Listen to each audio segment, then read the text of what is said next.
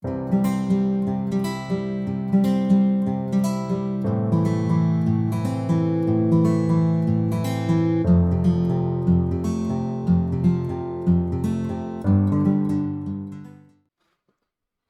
ora everybody, welcome back to the channel, and welcome to my complete collection tour for 2026.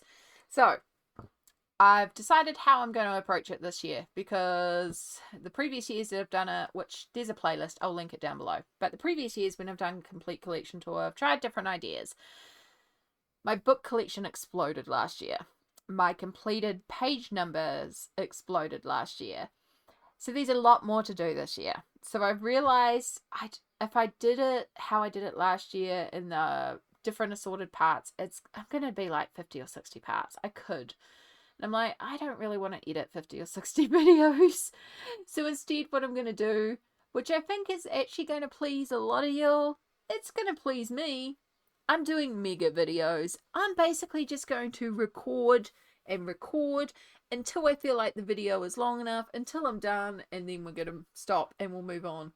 So I'm recording this intro after I've recorded essentially shelf 1. I ended up doing all of shelf 1 today. So we're going to do Kerby. We always start with Kerby first. We're going to do my entire Kerby collection, which that's 2.5 hours long.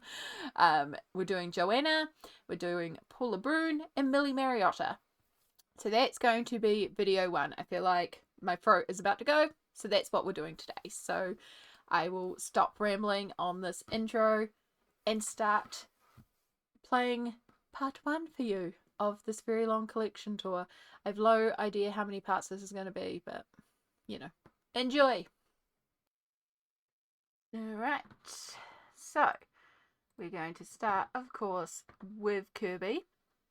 I did have a debate as to whether or not I do it in publication order or collections of the Morpheus and then the Worlds, or if I do it this way, I do it this way. In the end, we're doing it alphabetical order because that's the order my spreadsheet's in. So that made sense to me to follow my spreadsheet, because as well as this being a complete collection tour where I show you everything on my shelf, I also triple check that my spreadsheet is correct and do it as a little bit of an inventory for my actual spreadsheet. So yeah, so it's a good chance to check all that and make sure everything is correct. So we'll be doing that at the same time. So we'll start off with Alien Worlds, which according to my spreadsheet, I've done 29 pages in and have 2 whips. This has done quite a bit. Now, I am part of the Alien World Data Explorers group, which is organised by Happy Catastrophe, and that's definitely inspired a bit about this book, because as a group we work as if we are space explorers exploring our way through. It's a very chill group, but we have data explorer names and we explore space and we come back with data reports where we explain what was explored. Wow, I'm doing well with words. This is a great start. But yeah, I really, really love the group, and it's definitely inspired me to work a lot in this book. So I have started working this book in order, and you can see I have skipped the start. A lot of people did start at the very start. I chose to skip the very initial pages. I do want to come back and do these at the end, so I'm going to save these for the end. And I started with the Lost Paradise. Now I already had done some pages pre to joining the group as well, but when I joined the group, I actually started with this page here, and some people work the book fully in order. I tend to work the planets in order, but I work within the planet out of order. So yeah, so this is like the last one I did on the planet. So this is my arrival to the Lost Paradise. I've used Derwent ink tints to colour the page with some Posca highlights, and then acrylic paint, which I went over with Mod Podge Extreme Glitter to make it look really starry. And then we have my spaceship here. So I am Admiral Amy on the Galactic Glitter Puff. The Galactic Glitter Puff is a white spaceship so that I can do different color reflex. It's nice shiny white that reflects color, so it does change color depending on the environment it's in. And when it's got the zoomies, it's got this really beautiful iridescence around it. So I do try to keep that consistent throughout the book, so I do like that. But yeah, the mission of the Galactic Glitter Puff is to find the sparkliest specialist bit of every planet. So you'll see that there's a lot of glitter used in this book. It's me, of course, there's glitter. And then we have the arrival at the Lost Paradise, and I love the color scheme of this planet. So this was the second to last one I did, because by then I'd really nailed down the color scheme, so it was really cool to come in here, and I'd done like some of the creatures that are featured on here are shown later on in the book, so it's like you could come in here at the end and know the color scheme for each of these creatures because you colored them later on. That's how I chose to do it. So once again, this is Inktense to base, Polychromos pencils to shade, Posca for highlights, and then there's a little bit of a cheap glitter glue on the sky as well to make the sky glittery. I imagine this glittery sky was like more of these asteroids in the sky, just making it look all sparkly. And you can see there more of the white spaceship with all the different color reflex. Same with the little explorer. And then we have these two here. Whoops. So this was the page that I did upon joining the group. I saw Candice talking about this group idea in a video, and I immediately messaged her and said, me please, because I just decided that I wanted to work in Alien Worlds again. I used to have a rule that if there was a whip in a book, I couldn't work in the book unless I was working that whip, which put me off working in this for ages. And then I decided to ignore that rule and just work in the book as I wanted to, which is smart to do, because then I just ended up doing so much more in this book than I would have. The whip is still in this book, and it's going to remain in this book until I get to that page. So yeah, but I decided I wanted to do this one, so I joined the group and I started with this one. And the solar giant is a creature that like absorbs sunlight and helps. You can see all the little creatures around it. It's like a friend of all the creatures on the planet, which I thought was really cool. But there is a description in the back as well for each of these planets. But one of the things is it's called the Lost Paradise, and so I was trying to figure out a color scheme for the planet, because I was trying not to use natural colors. I want to keep things like weird. It's alien. You can go whatever. It's kind of fun. So I was trying to think about the color scheme, and I was thinking actually about bushfires and how when a bushfire overtakes somewhere, you lose a paradise, but then the paradise isn't actually lost because nature finds a way to come back. And so I drew inspiration on bushfire colours, which is why we've got these reddy oranges. And then I was trying to think about what to do for the plants. I was like, what goes with reddy orange? And I was like, oh, purpley pink would be cool. So yeah, that's how I came out with the colour scheme. So yeah, bushfires. And then we have the apex creature, which it does say in the back it is a master of stealth, so I thought it would be really cool to do it translucent. So that was really fun to do. So I based again with Derwent Inktense, and when I was basing this creature, instead of colouring as if the creature was there, I just tried to imagine how it would look as if he wasn't there. So what would be in the background behind him? So I just added in like these random splotches of color to represent like the different plant growths, and kind of imagined what would go on here, and obviously carried on the trees and stuff like that. So didn't have to be perfect because it would be a little distorted by the translucency of the apex predator, but I wanted to still give the illusion that you were seeing what was through it. And then the actual creature has been done with gouache paint and Posca pen to do like the brighter, wider areas of Posca pen, and then gouache to sort of tone down. So you can kind of see these here, but kind of not there. And the idea is that it can actually turn solid, opaque. So this is why these are sort of opaque, and then they go through to translucent. So it's kind of coming out of translucency to appear, which I think is cool. Like he spotted the data explorer and it's just like, I'm here, run.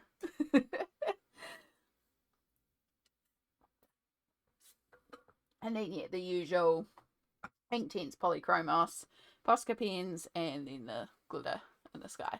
And that is a common combo that you'll find through most of this book. Actually, no, may not be the case. I lie.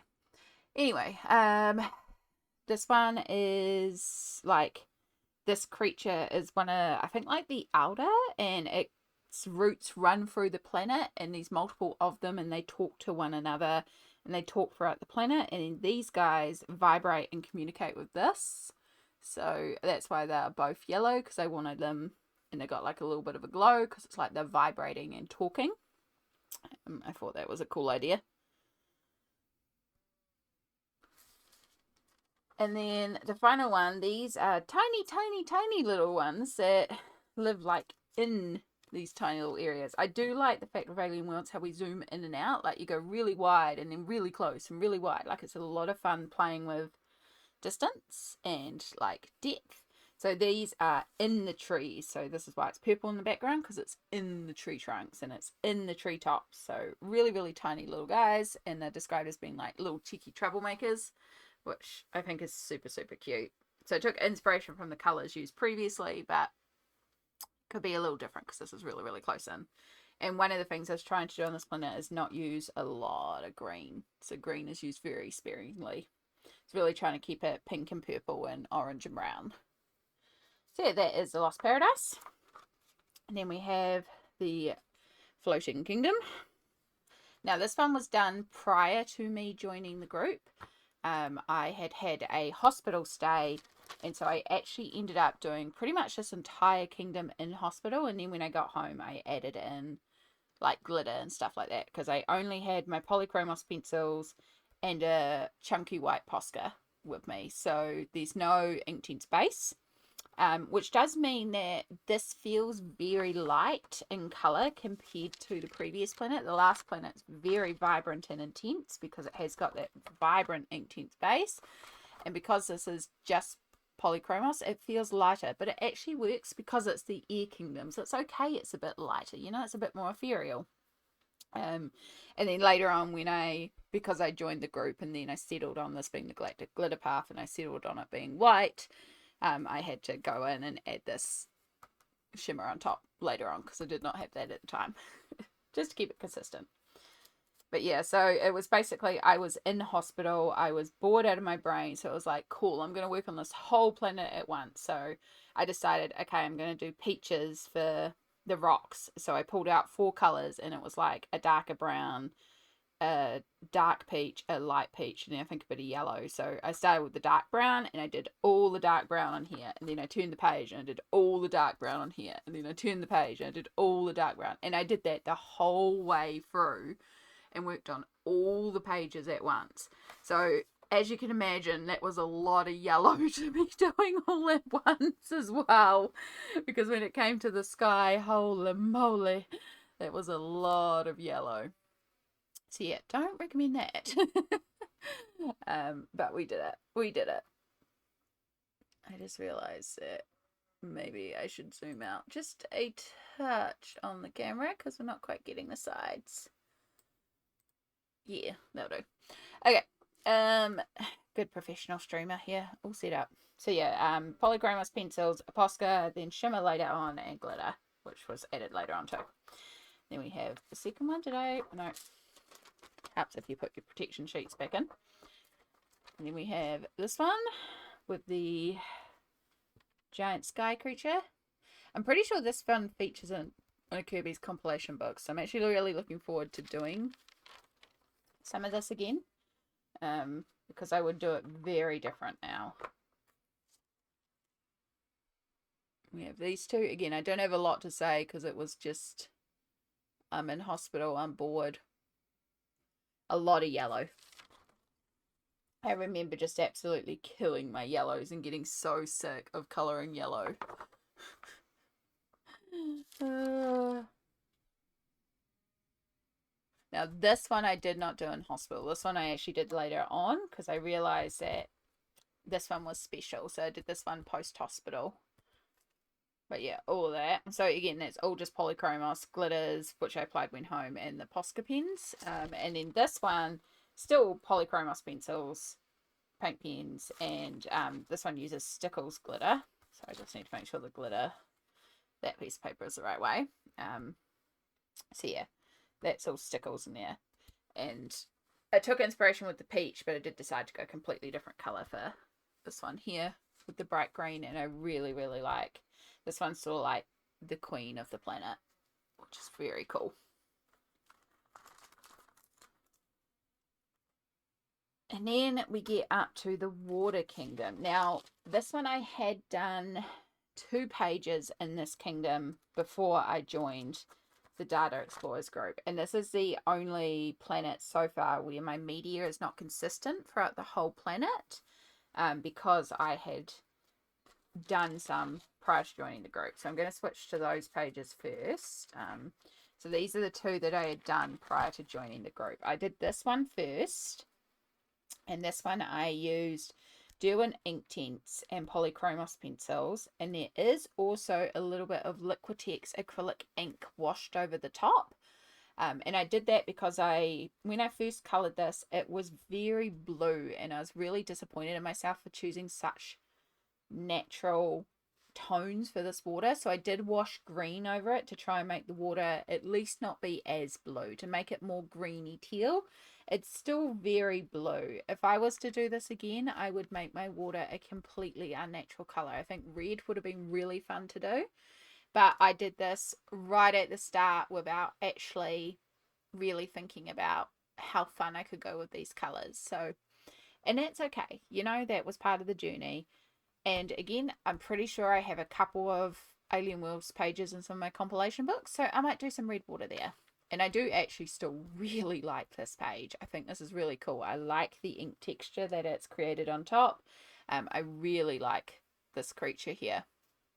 But yeah, just a shame about the color choice I initially made. And then just before I joined Alien Worlds, the group, I did this page here, and this is the one that made me realize I wanted to work in this book even though I had a whip in it. But for some reason I decided to pull up Prismacolors to color this page. Now the color match in the water is great, but they have 2 completely different textures because they're 2 completely different mediums. And now that I'm working through this book and I want to keep it consistent planet to planet, and you know, within each planet, this, like the 2 different textures, is really frustrating. But what I do is I think of this as you are in the water seeing this firsthand. This is being seen through like glass or a window, and that's why it has different effects and different textures, and that actually makes my brain go, yeah, that makes sense. And I did think about putting an overlay on here and basically creating a window, like if you're looking out the window of the Galactic Glitter Puff. So basically just getting like a big round of clear acetate, or like chuck some laminator plastic through the laminator with nothing in it, and then just create a big piece of plastic and then just use white and basically create like a little window and just have it removable, but then it would literally be a window. I thought about doing that. I thought that would be quite cool, and that would make it really clear why there's a difference between the 2. Because the rest of the planet is also done differently. However, this is also Liquitex acrylic ink, so it does still tie in quite nicely to this one, and all the other pages are above the surface. So again, it also still works. This is the odd man out in the whole planet. So yeah, I just kind of pretend that, say, you're looking at that through a window. And then it works. Works for my brain. But yes, this is the water planet. So what I did for this planet was I actually based every page, bar those 2 that were already done, with Liquitex clear acrylic gesso, and used my Liquitex acrylic inks to colour the page, which is a technique I've done quite a bit in Kerby's work and love to do. So this one here is all acrylic inks plus some glitter, because of course glitter. Very, very glittery. And it really comes to life when you look at the next page. So yeah, this is the planet here. This has all been done again with the acrylic inks.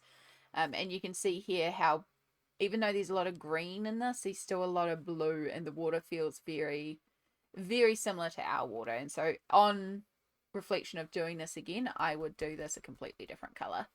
But that's okay. It's just part of the journey. And I do, like, I especially really love here with like the fade into under the water. I really feel like I got that down packed. And of course our ship is flying, so it gets the iridescent glow. And everything's covered in glitter because sparkly water. So yeah, do love that. Oh, protection sheet. And then we have the next set here, and I did this one as if it was a double page spread. Even though it's not a double page spread, but it does have the same thing, like it's a close in and a zoom out. So I just treated it as if it was a double and did it at the same time. Again, it's all Liquitex acrylic ink.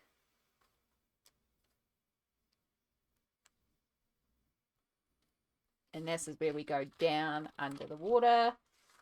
So yeah, this is what I'm meaning about how the next one, I'm just pretending that you're looking at that through like the window of the spaceship or something. And that's why this is so flat and shiny. And then we get back to this one. And yeah, you can see even though they are different medium, because they both use Liquitex inks, there is a similarity between these two versus these two. So yeah, whoops, hit my mic, so sorry about that. So yeah, that's the Water Kingdom. And then I am up to the Future Planet, and so this is what I am working on now. So as I said, when I'm on a planet, I don't do the planets I do the order of the planets, but I don't do within the planet in order. So I have this one here, which I did in 2025, and this is my neon cyberpunk style planet. So that's my goal for the planet. And you can see the planet's main colors are going to be the blue, pink, and orange. I don't know when I get to the big cities if I do also maybe add in some other colors for the signage, like maybe a little bit of green or purple. But I do really like the pink and orange, and it seems to be quite predominant, the pink and orange as well. So I may also just keep that consistently with the pink and orange. I can also add in other colors when we get these little close-ups and stuff like that.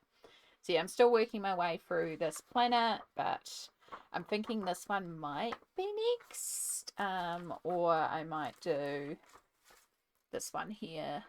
Still deciding on a specific next, but yeah, there's still a bit to do in this planet, which is exciting. Then we have the Rock Kingdom, and I do already have my plan for the Rock Kingdom as well, so I know what I'm doing here. And then next up is the Lava Kingdom, which I don't have an idea for. I am thinking though it would be really fun to do like neon green fire, which is more neons, but like a really bright fiery green could be really cool for the lava. Almost like a toxic waste, I think could be quite cool. So that's my idea for that one, but I haven't settled on that, but we've got a while to go before we get here. And then we get to my whip, which is in the Crystal Kingdom. Now these ones I had done prior to joining the Alien Worlds Explorer group. I love the Crystal Kingdom. It is my favorite planet of this book. And when I first got this book, like I did one page in here, and then I was like, I want to keep all of the Crystal Kingdom cohesive. Now I never wrote down the colors, and it's been several years since I've worked on the Crystal Kingdom because of the Data Explorers group. So, but I'm pretty confident I can match the colors because I know what I used, and I'm pretty confident I'll be able to match the colors. So this here is based with Derwent Inktense.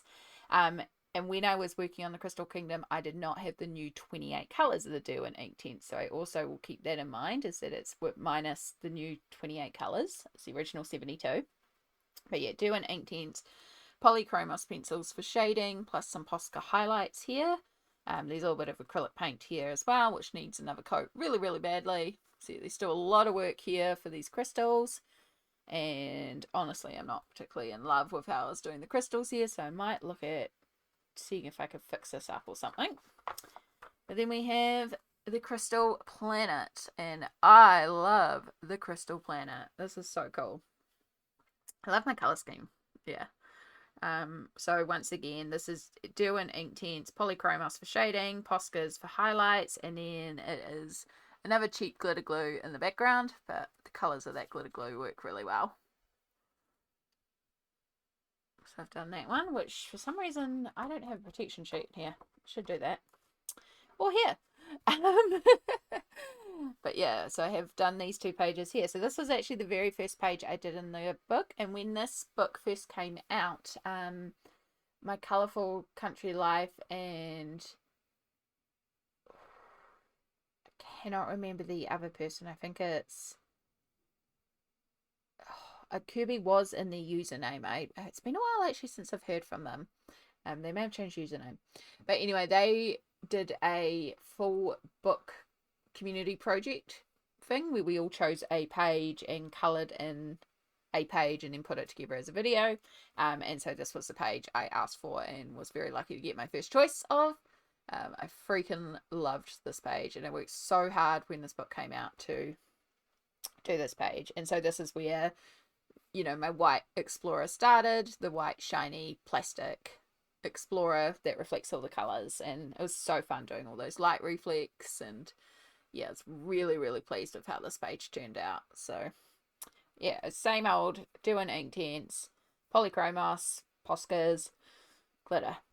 And again, because this is the original 72 Derwent Inktense and polys, I'm pretty confident I'll be able to match it up, because I still have these two to go as well. So there's still a little bit left to do in the Crystal Kingdom. And then we're into the last few, which I haven't done anything on. I do have a plan for the Aurora Borealis planet, so I do know what I'm doing there. It's like a frozen planet, and then this is like a really techno planet, so I don't know quite what I'm doing there, but I'll figure that one out later. And then we have like an overgrown technology planet, which is quite cool.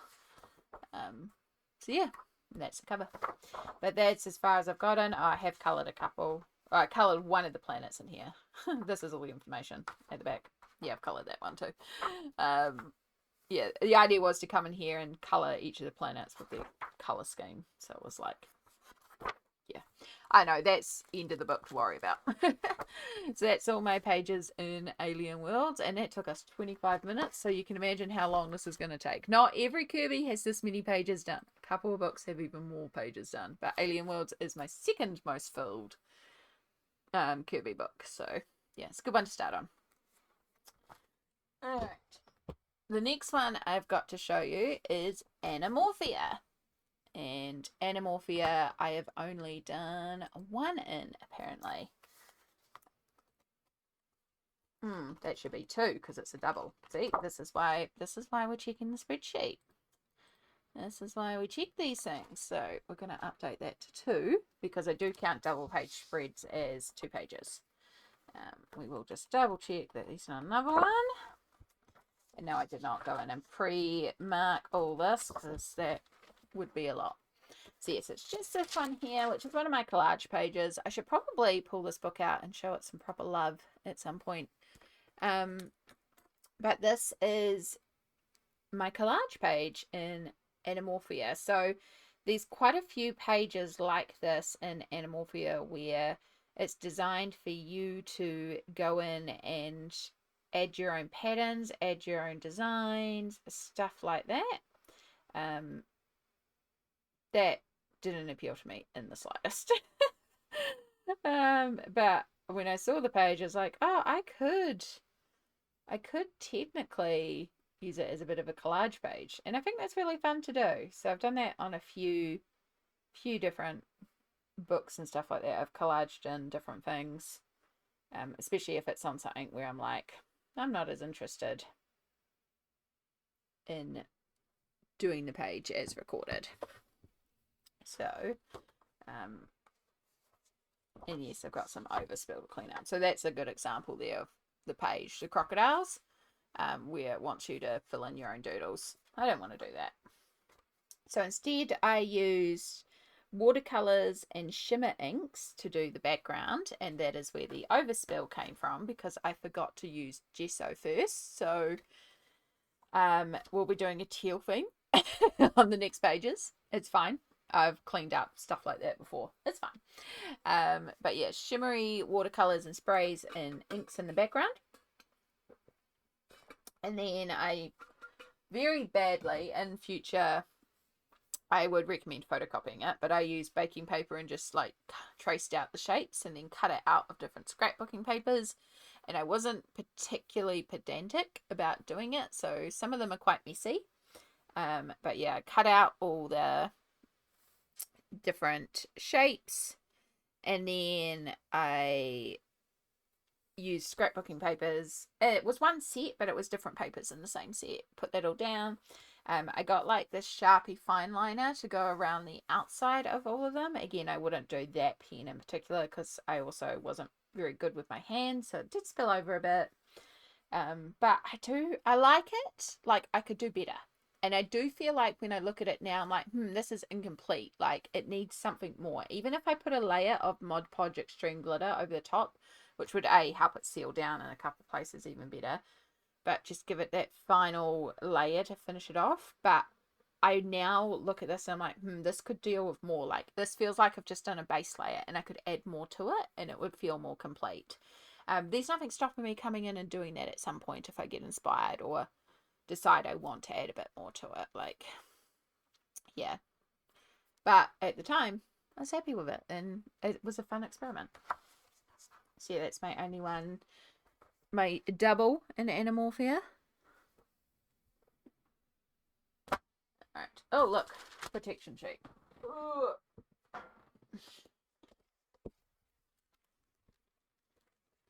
Probably going to forget these a lot. Alright. Color Universe. So, according to the tracker, I should have one page done in here.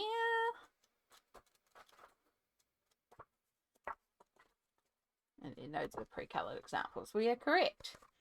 So I have done this flamingo page. There was a month where I did quite a few different Kirby's and a bunch of them were flamingos, surprisingly. I was really like, there's a lot of flamingos. But hey, I guess it was what inspired me in the month. I do really love this page. I love the colors of it. And so this one uses Inktense with Polychromos to shade and Poscas for highlights. Surprisingly, no glitter. But very common combo for me is Inktense base, Polychromos shading, and then paint pens to highlight. And I'm really, really pleased with this planet, this little secret world down here, and like the light effect that I got with it all. So, and it's quite simple. It's just green and pink and blue, but yeah, I really like it. I really think it's quite effective. And I'm very pleased with the outcome. And surprisingly, that didn't take long as well. Sometimes Kirby's work seems so detailed and then you just tune it out. That's because the shading's all there. So, I don't know. There's a reason why he's my favourite. Right. Colour Morphia. Apparently I have two. And yep, it is a double. That's what I thought. I'm pretty sure that is correct. So, quick little check. Yeah. Alright. Colour Morphia. We have our dino. I love the dino. The dino is so fun. I had so much fun doing this one too. So for this one, I used Dew and Inktense to start basing the dinosaur, but then I was doing a bit of shading with the Inktense, same in the background. I used that to sort of lay down a layer in the background, but then I ended up going over everything with water-based markers. And I coloured all this side in directly with water-based markers. Now, I did have a bit of bleed through here because I wasn't being particularly careful, but most of the bleed through is on the outside here, which I'll probably just paint that anyway. The little bits in here are totally workable. But yeah, I really, really love how it came together on this side. And that side, almost no bleed through. So yeah, I think where it bled through on the creatures is where I was actually using the Faber-Castell connector pens. Those seem to bleed through a lot, but the rest of the markers is absolutely fine. Might need to look at my lighting. It's blowing out the camera slightly.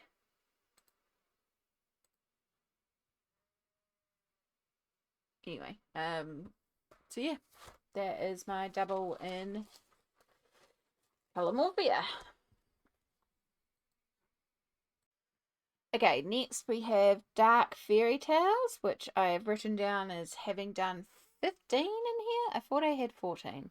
Alright, find out. Might have to count. So yeah, Dark Fairy Tales. So when this came in, like the month this arrived in, I did a ton of work in here. I did this all in the space of 1 month in 2025. I think it was April. And then I did not pick up this book again. And I used the same technique on all the pages, which is to use water-based markers. So yeah, I had a lot of fun working with the markers, and I really enjoyed it in the month I got it.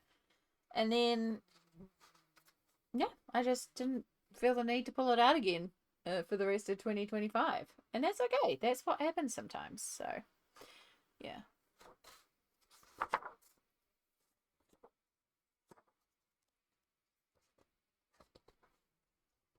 Oh my goodness. There we go. I have completed the entirety of Red's story as well. So it's quite nice to have a whole story done. Yeah.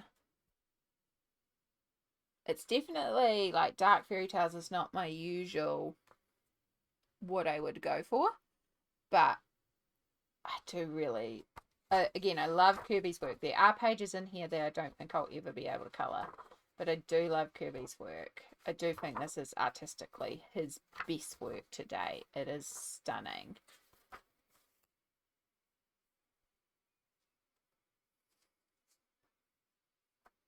Yeah, it's all water-based markers, mainly Crayola. There's also some Staedtler double-ended fine liner type markers, dual tip, saying, I don't know, they've got like a Crayola super tip end on one and then a fine liner on the other. This one I did use like some Pablo pencils, just a little bit of highlighting, and Posca paint pens. I think there's also some Jelly Roll Sparkle as well in this one. Sorry, I should have given a warning about this one because I forgot how gory this one is. Was really shocked when I did this one myself. I was like, that's really gory for me. But I also had a lot of fun doing it.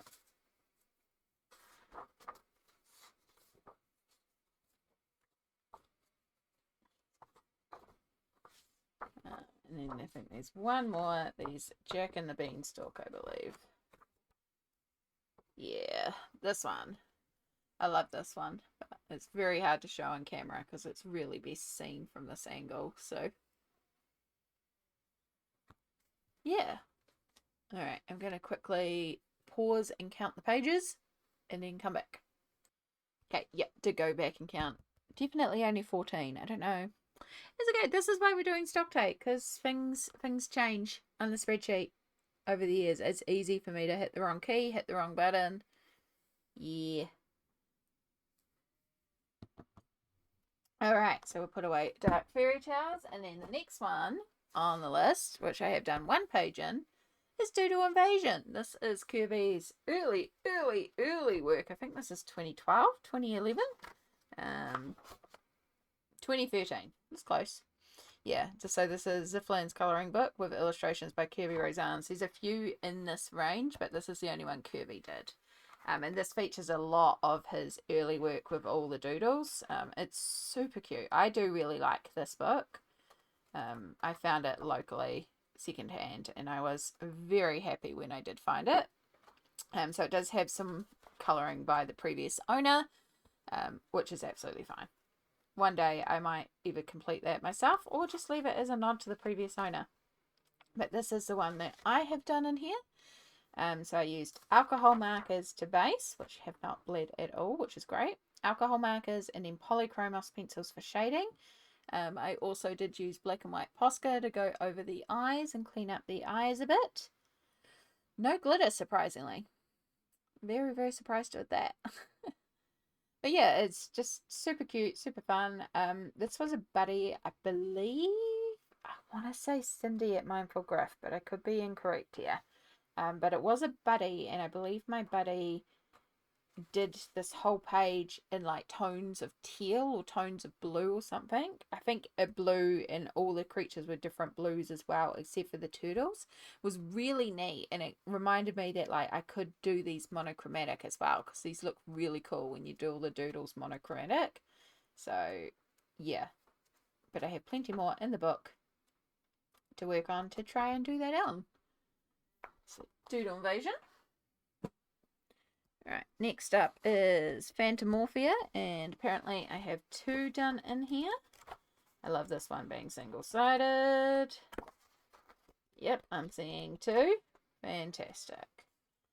Cool. So I have this one here. This little bat, which I just randomly got in the mood to do in 2025. So this one uses Gansai Tambi in the background. It's not particularly clear. I think I watered down the colour a bit too much, so I'll probably go a bit heavier next time. So there'll be more colour, but there's a bit of granulation in there, which is quite cool. And then this is all black fine liner. I remember just sitting at like a downtime and work breaks and just like doing a little bit. And then polychromos. No, these were colors actually. These were color pencils. I was trying out them. A little bit of Posca paint pens for highlights, and also some gold iridescent watercolor, which I flicked on the page. So yeah, just a fun little simple page. And then the one behind it, this has been done entirely with Derwent Inktense. There is no pencil shading here, just Inktense. I did use a little bit of a ivory Posca to also do some sharper highlights on the metal. And the flowers could probably do with a little bit more deepening of shading. But at the time, I just remember being so pleased with this, especially the clockwork. I was very pleased with clockwork. And then I just used an alcohol black marker to colour in the background, which is a little streaky, so it wasn't the best, but I just wanted to black out that background. And there's a little bit of stickles on the dragonfly wings. Yeah.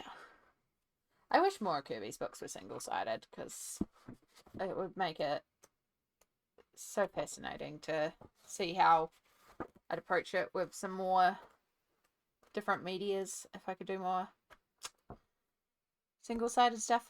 But anyway, that's Phantomorphia. And that one said 2, so that's correct. Right, next up is Fragile Worlds, and I have 4 done in here according to my spreadsheet. And that does sound accurate to me.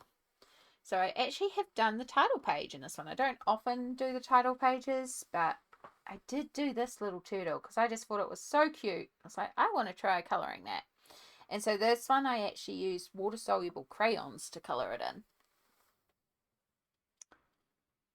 Yeah, I do really like how it came together.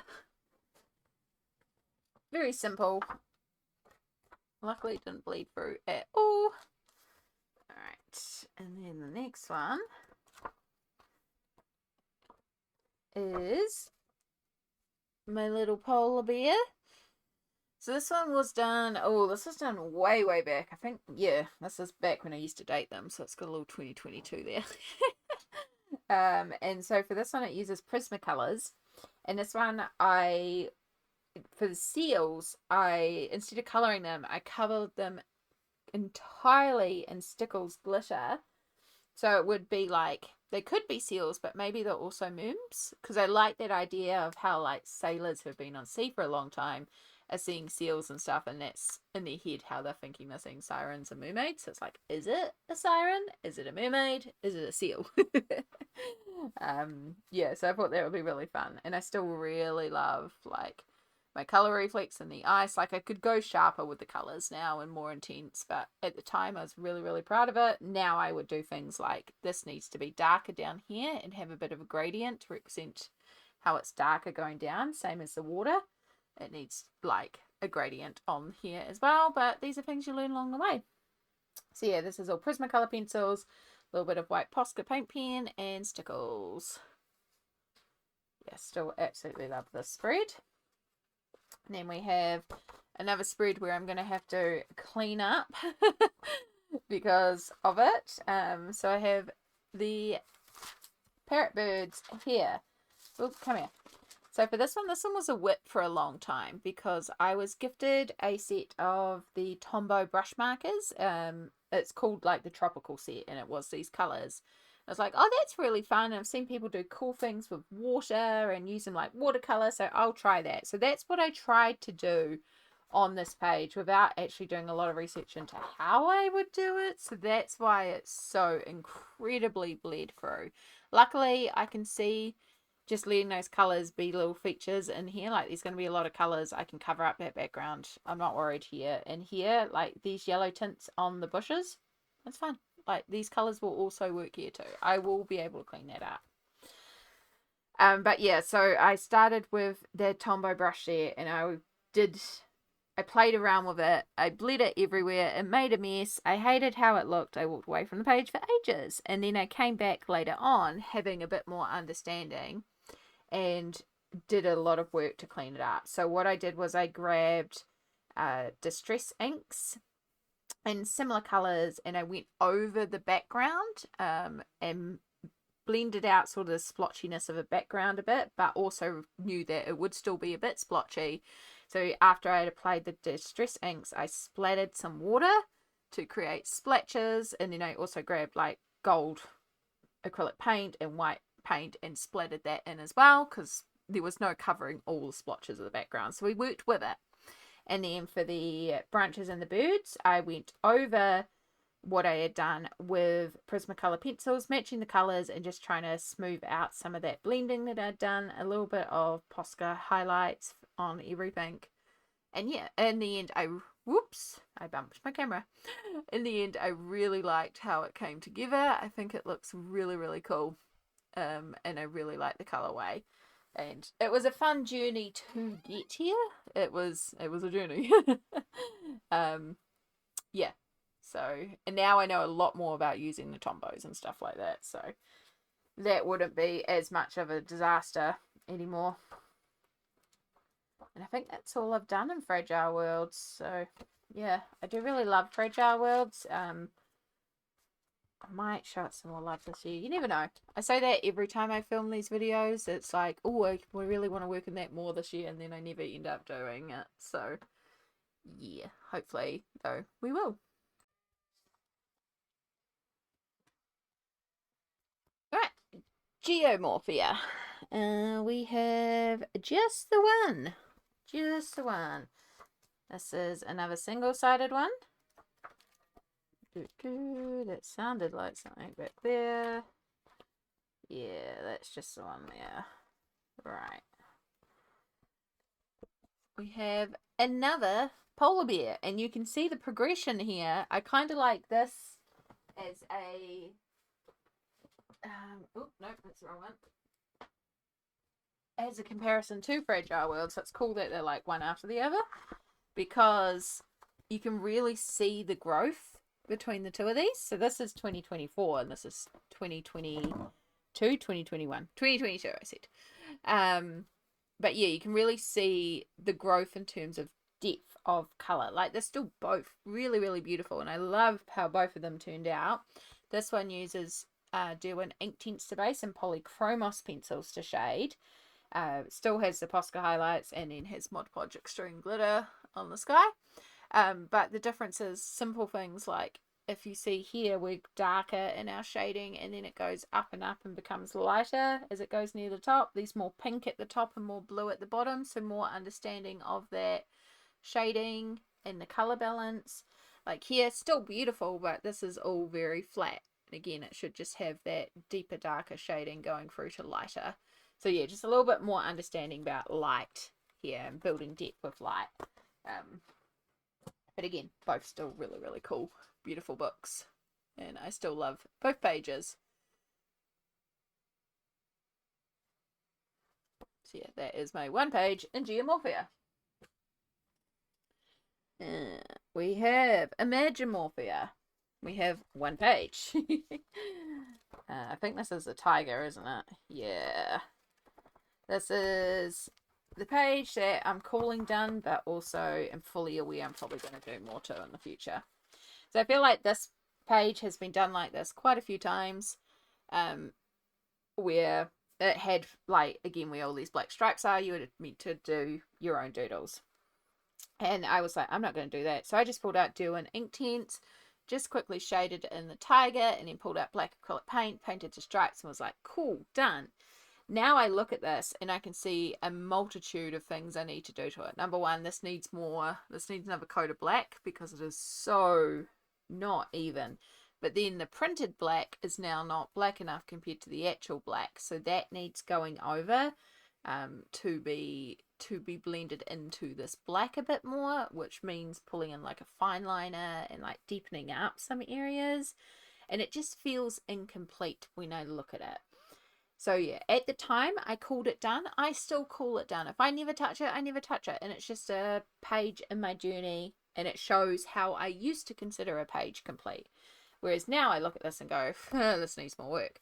But we've got a companion page next to it, and there's nothing stopping me if I choose to work on this page at the same time also working on this page. Like, I get the feeling I would add in some gold for all this jewelry, so it might be quite nice to add some gold splatter into here, a little bit of gold reflex in the eyes. The eyes also have no highlights, which make them feel very flat to me. So yeah, there's a little, it's mostly the difference in the blacks and the unevenness of this background that makes it really like, ugh, to me. I want to get in here and just change it. And a simple thing like taking a black fine liner and going over some of these black fine lines would just make it cohesive a lot more. And maybe we'll do that in 2025 or 2026. Maybe we won't. Right, next on the list is Kaleidomorphia, and I should have 2 pages done in here. I think it's a double because it's my chaos double. This baby here. So this is another collage page.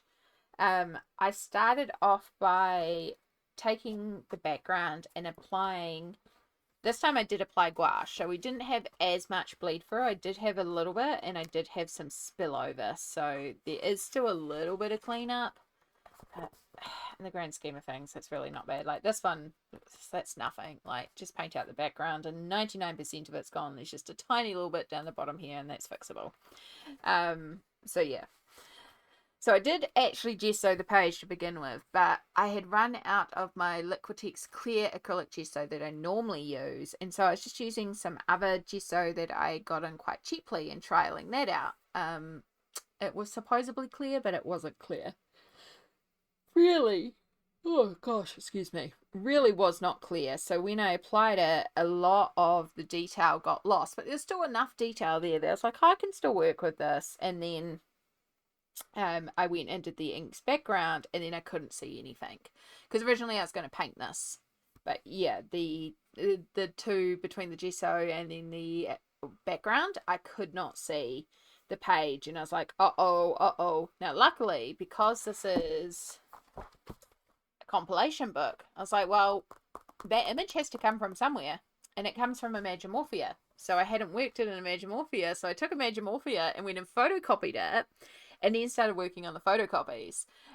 So I pulled out my alcohol markers to colour in my giant pink shark, which I was just like, I don't know why I chose pink, but it was really fun.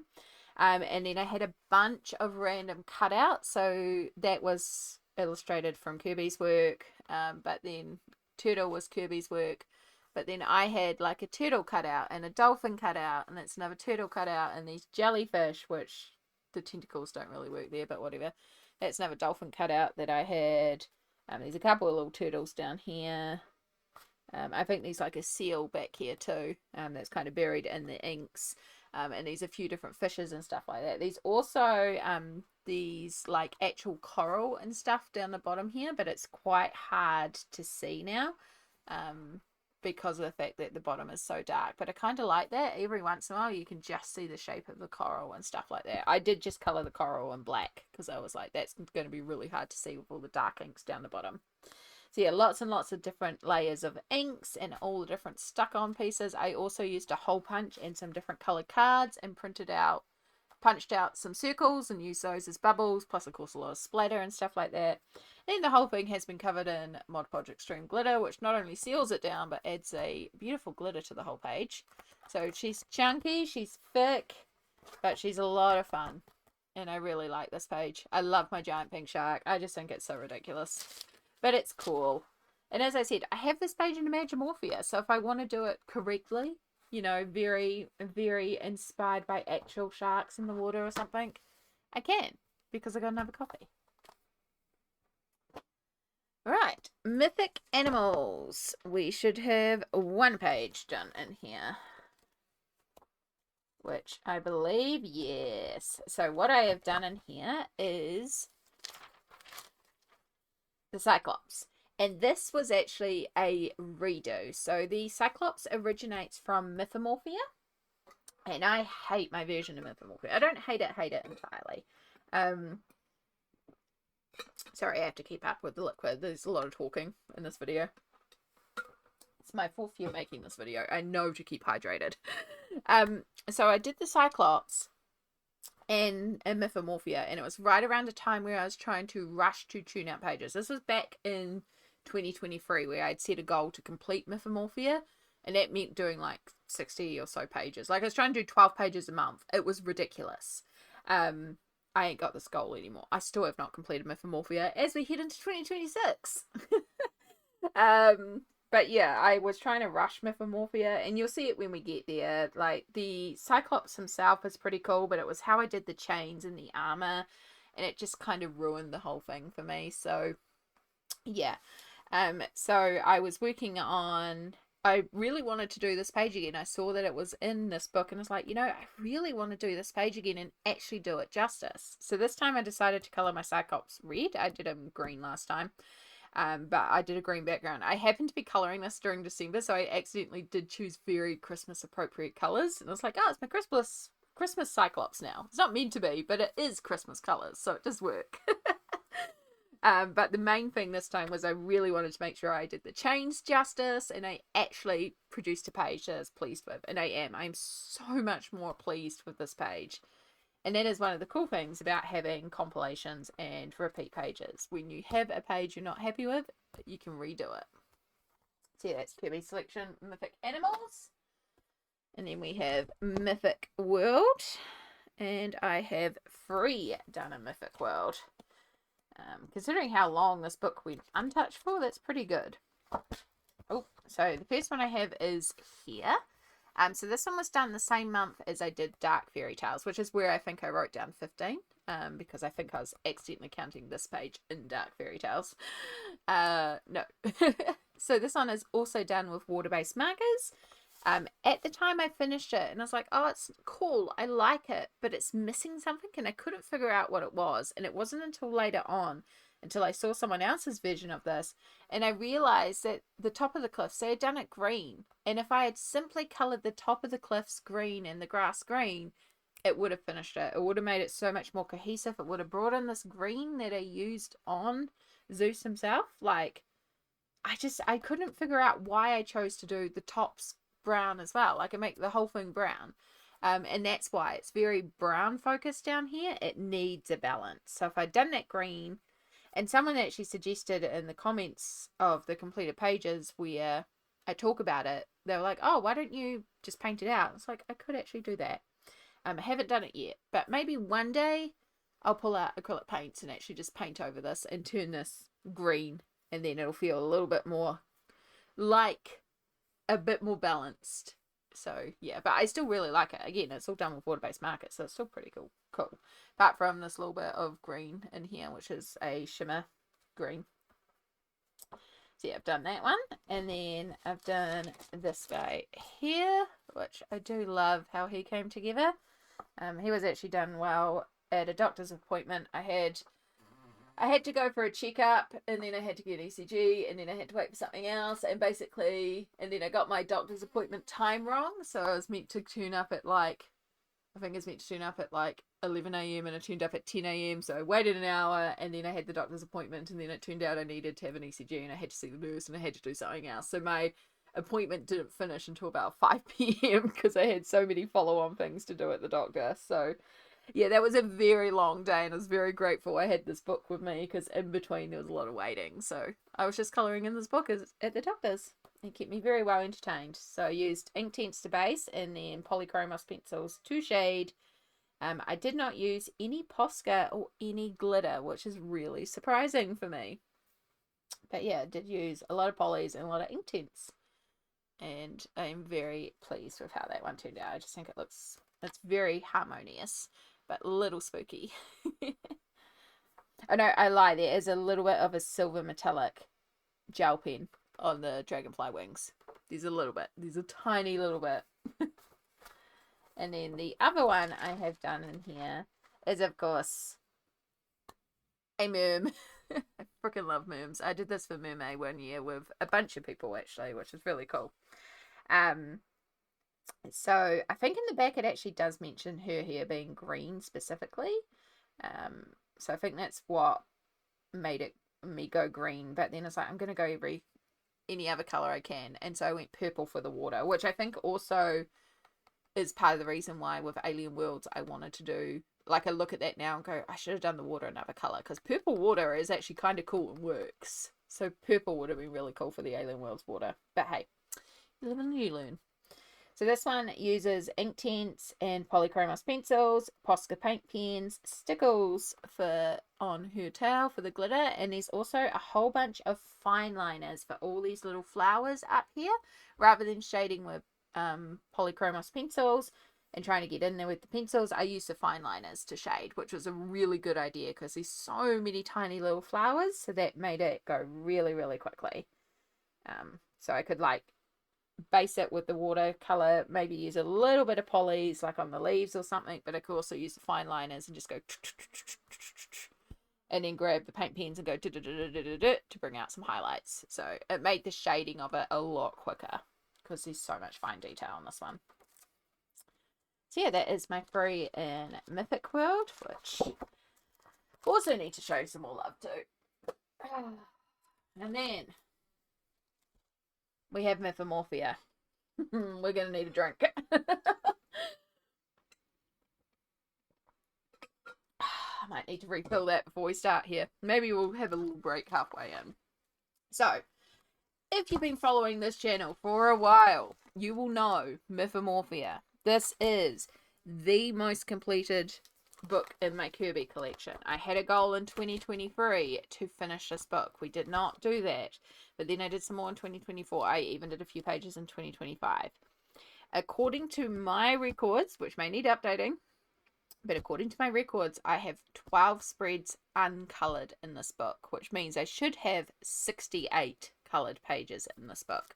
You can tell by how chunky it is just how much, and the fact this book is completely falling apart now, just how much I have done in here. So Mythomorphia is always my biggest book to flip through, and hopefully this year will be the last year we're flipping it, but we may not be. You never know. Again, I have no goals for 2026. If I don't complete it, I don't complete it. See, I haven't done this title page. It is a repeat of a later on page. I have not done the nameplate page. This is honestly the page I'm struggling the most with. A lot of the pages I got left, I'm struggling with ideas for. So this one, I'm very much like, I don't know what to do here. So, yeah. And then we have the leaves page. So this one was the very first page where I played around with Liquitex acrylic inks. I did that because I thought it would be really fun to try, but also I really did not care about this leaf border. It is a repeat from later on, the Green Man, I think it's called. This is actually the same pattern on the Green Man page. So I was like, you know what? I don't care about this. If I muck it up, I muck it up. Let's try.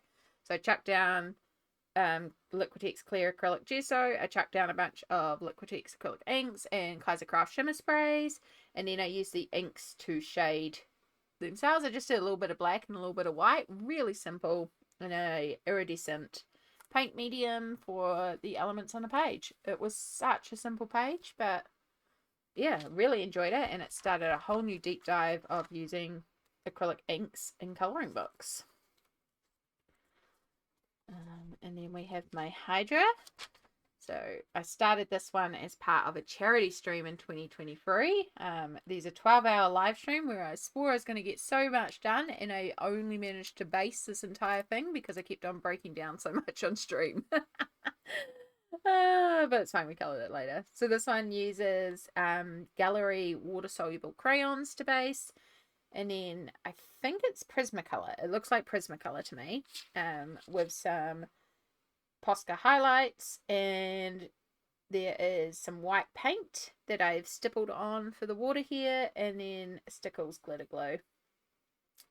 And you'll find it's a really Coleman combo where I use a basing medium, usually Polychromos, but sometimes Prismacolor to shade, a paint pen to highlight, and a glitter.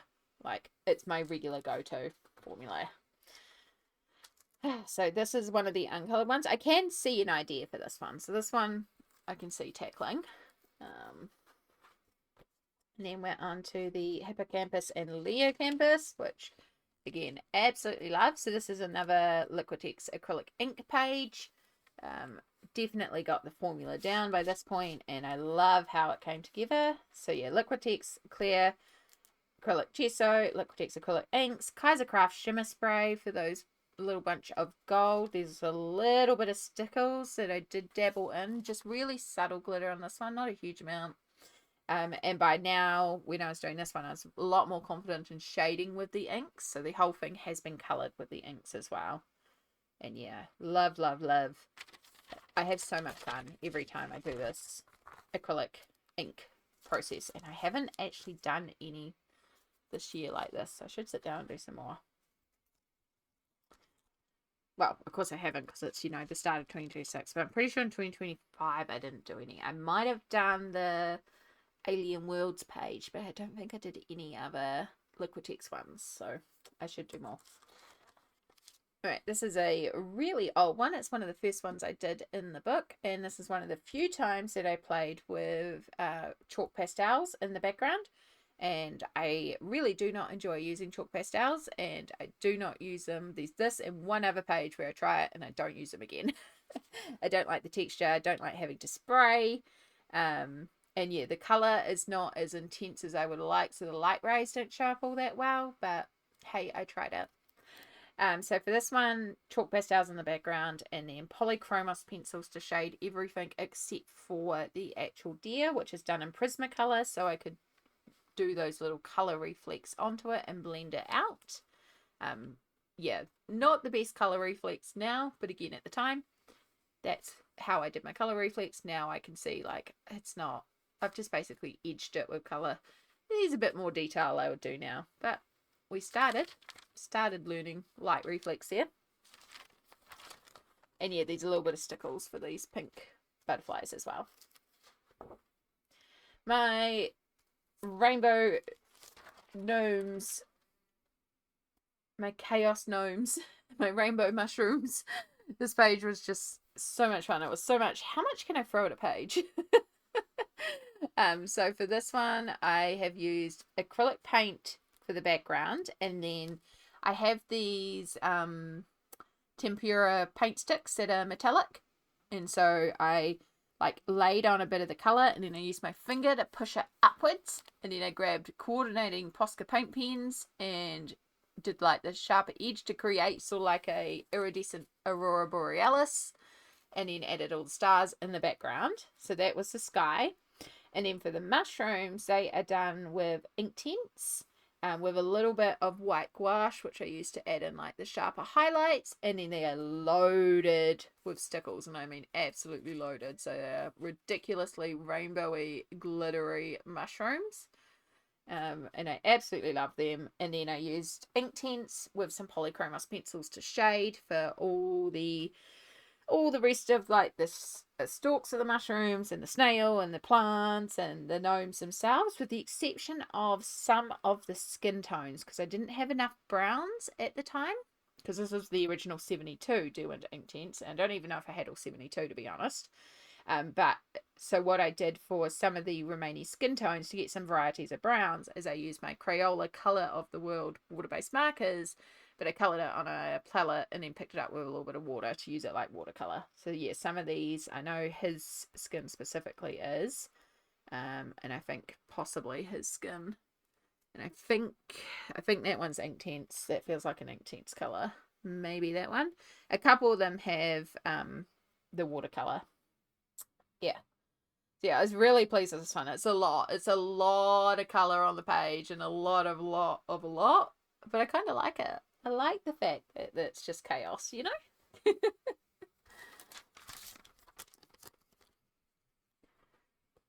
And then, so this is the Green Man, and this is the repeating page from earlier, the copyright information page. So this is where that border repeats itself. And this was actually my first ever YouTube live. I've live streamed on Twitch for many, many, many years, but this was my first time live streaming on YouTube, and now I dual stream on both. But at the time I could only stream on one at a time, so I got invited to take part in I think it was called 2 Weeks of Kerby, collaborative streaming event where lots of us streamed doing Kerby pages, and we only had a 2-hour window. So I was like, I wonder if I could complete in Kerby in 2 hours. And so this is what I decided to try and challenge myself to do with this Liquitex acrylic technique. And yeah, I did manage to do this. I mean, it's very go, go, go, go, go during the whole live stream, but I did complete this within 2 hours, which was really cool. So yeah, Liquitex clear acrylic gesso to base, which I based and let dry fully before the stream, and then came into stream and I used the acrylic inks plus Kaisercraft shimmer spray, a little bit of stickles, and yeah, just created the background, pulled out some details with some watered down black and some highlights with some white, and then a little bit of gold for some specific details. Yeah, so I would do a little bit more shading and blending and splotching now, but this is really like the journey in the acrylic inks, which is cool to see. And then because I was enjoying acrylic inks so much, I decided to try the same thing but with watercolor. So this one has been done entirely with watercolor. So again, it has been based with the clear acrylic gesso, but watercolors. And I think it's Winsor & Newton Cotman watercolors is what I have. Yeah, it's not as effective as the inks, but I do like it. I wanted to keep things really light and loose and splotchy, and yeah, I do feel like I got that sort of splotchy, fun movement of watercolor, but it is missing some detail. And now I know that I would let this fully dry, come back another day, and then add in another layer and darken up and crispen up a couple of areas, which is what it's missing. But again, at the time, I didn't know that because this is another older one. This book features stuff from 2021, which is when I got it. So it's a real progress through my coloring journey, and I can look at things and go, this is what I would do now, which is really cool to look at this point and go, hey, yeah, this is what I would do now. Just like with this page here, this double spread. This is a 2021 page, and I use the gallery. No, I used Neocolor 2s. I specifically went and brought a couple of colors Neocolor 2s to do this galaxy background because there is a tutorial on YouTube. I cannot remember who it's by, but it's very like it was there in 2021, 2022, and I know a lot of people have used it. And they give the specific colours of how to do a galaxy with Neocolor 2. So I went and brought those 4 specific colours in Neocolors 2s. And they were my only Neocolor 2s for a long time. And now I've got a few more. And I do like them. But yeah, I use those to do the background to do this galaxy. Which is very much not a galaxy, but, you know, we learned. The time I was very proud of it. I still like it, don't get me wrong. Now I would do simple things like the stars are too evenly spaced, so now I would cluster more stars together, and obviously like it's very gradient instead of galaxy. Like the galaxy needs to be more like a section with black, you know. It's more just these black around all the edges and then the blue, then the purple. Again, I can look at this and go, here's what I'd do differently. But this is also, you can see my progression with the color reflex as well. So we've got the yellow of here and the blue of the clouds. Like looking back, you can see that of the journey. And I'm really impressed at how pastel these unicorns are. Sorry, these Pegasus are. Because I don't color this pastel now. Like I need to get back to doing this pastel. I don't even know how I made this so pastel. This is so not how I color. And it's so pastel and pretty. And I'm like, how did I do that? I know it's Prismacolor. So I probably used a lot of the white Prismacolor pencil. Which I should do. I should try to challenge myself to do pastel pages. Because I used to, apparently. Now it's all just very, very bright. But yeah, it's fun to look back on. And there is stickles as well. Yeah, absolutely love to see the progression. Alright, this here, I love this page. This was actually a buddy with Jess from Colouring Bumblebee. We've done a couple of buddies in this book. Back when we used to do a buddy almost once a month, and now we're both fully busy, and Jess is always tuning out gorgeous videos, and yeah, we both have a lot on, so we don't do a buddy every month anymore, but we do often do buddies or our buddy, we're in quite a few groups together, so.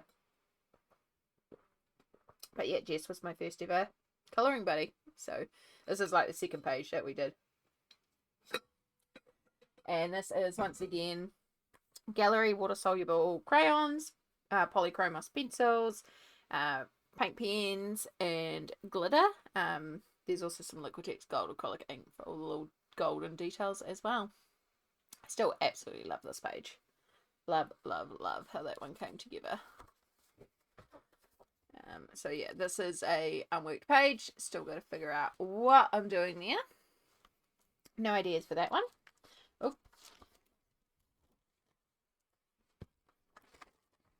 And then we have my little guy here. I love this one a lot as well. So this background wasn't actually drawn in. I drew that in. I used Doing ink tints to create that background with polychromos pencil.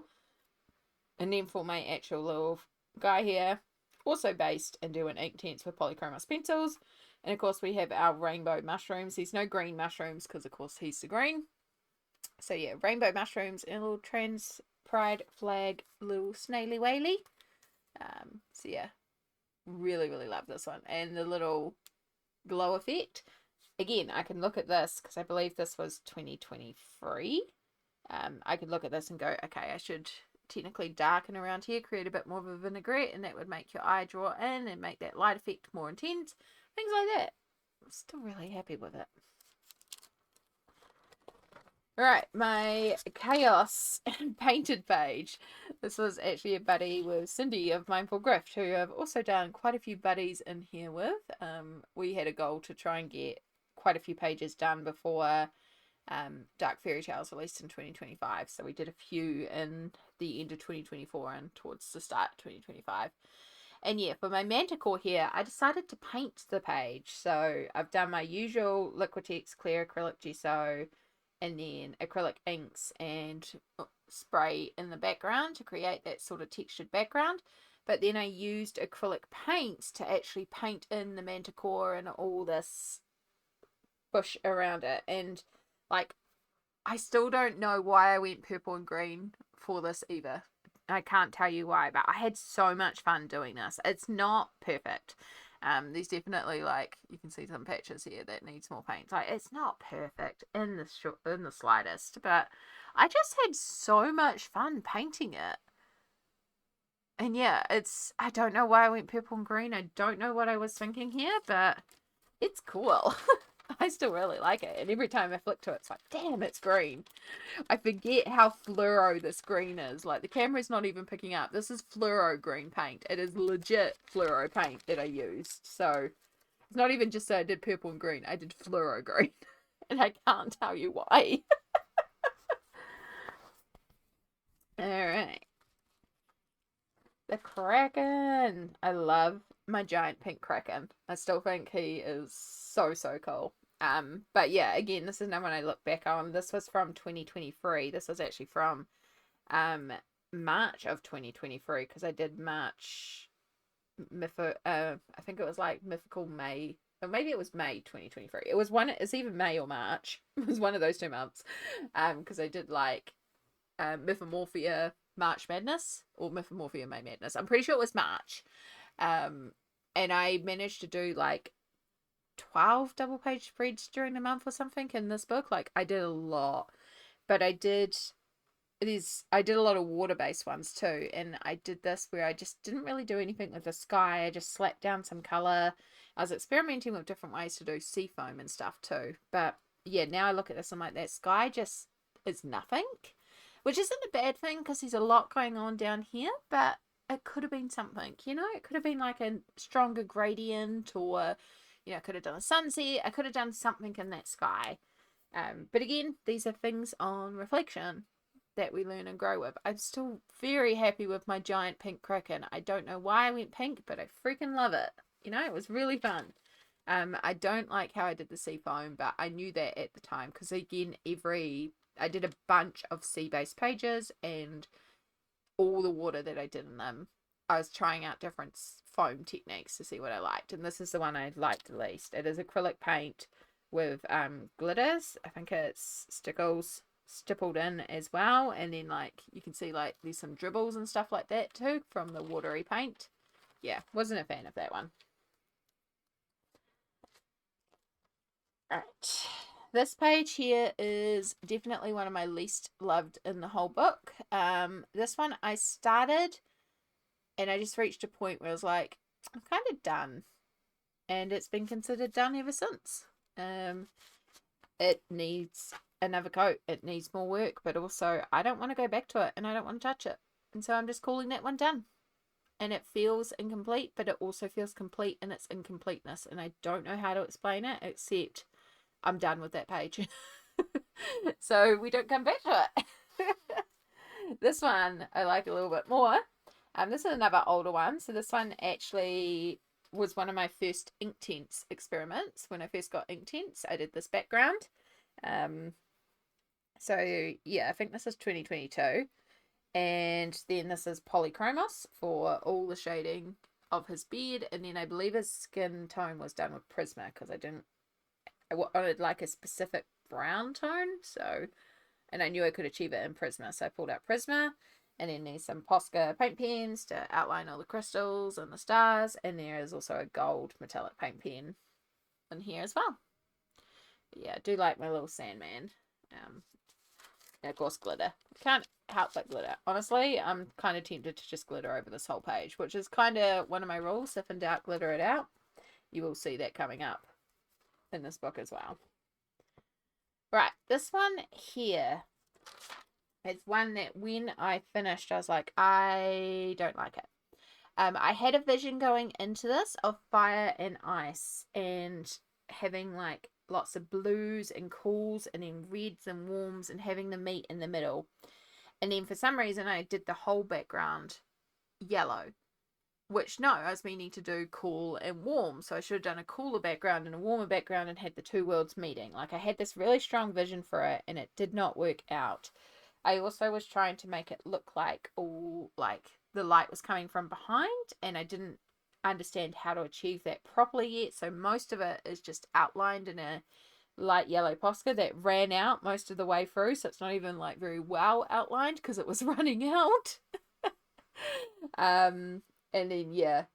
So there's a lot that did not go right on this page, and I remember specifically when I was working on it going, this is not going at all how I envisioned. Oh, I will just keep working on it. And I did finish the page, and I still like how I finished the page, but it's not the original vision. However, this page, again, is in my compilation books. So I know I have another chance to do this page and to do it how I actually envisioned it. So I am looking forward to one day actually doing that and going in and changing it to how I envisioned, because this is not what I was aiming for, but it's still really pretty. Like I still like it. I still think it's really sweet. It's just not the fire and ice combo that I had in mind. I think I was actually reading a Song of Ice and Fire while I was colouring it too, so that probably inspired it. Right. So this one, I used Derwent Inktense to colour the whole thing, and I actually did most of the shading with Derwent Inktense. This is a bit of a later on one where I felt a little bit more confident in my Inktense. So I've gotten better at just using them directly to shade. Sometimes I don't even feel the need to go in with Polychromos to deepen up shading, because I can get more depth and value with the Inktense. And I could still push this further, but I remember at the time being very, very pleased with it. And I love my rainbow background and my gradient. And we've got that sort of warm glowing effect here, and then it goes through to cooler. Now again, something that I should have done, because this is darker, I should have darkened the tail over this side so it was duller, and that would make the yellow of this side appear more cohesive. Like this needs a bit more deepening. And that's something that I am learning to recognize more and more and more. There is, of course, Mod Podge Extreme Glitter all over the background. So the rainbow background is also really sparkly, which is really fun.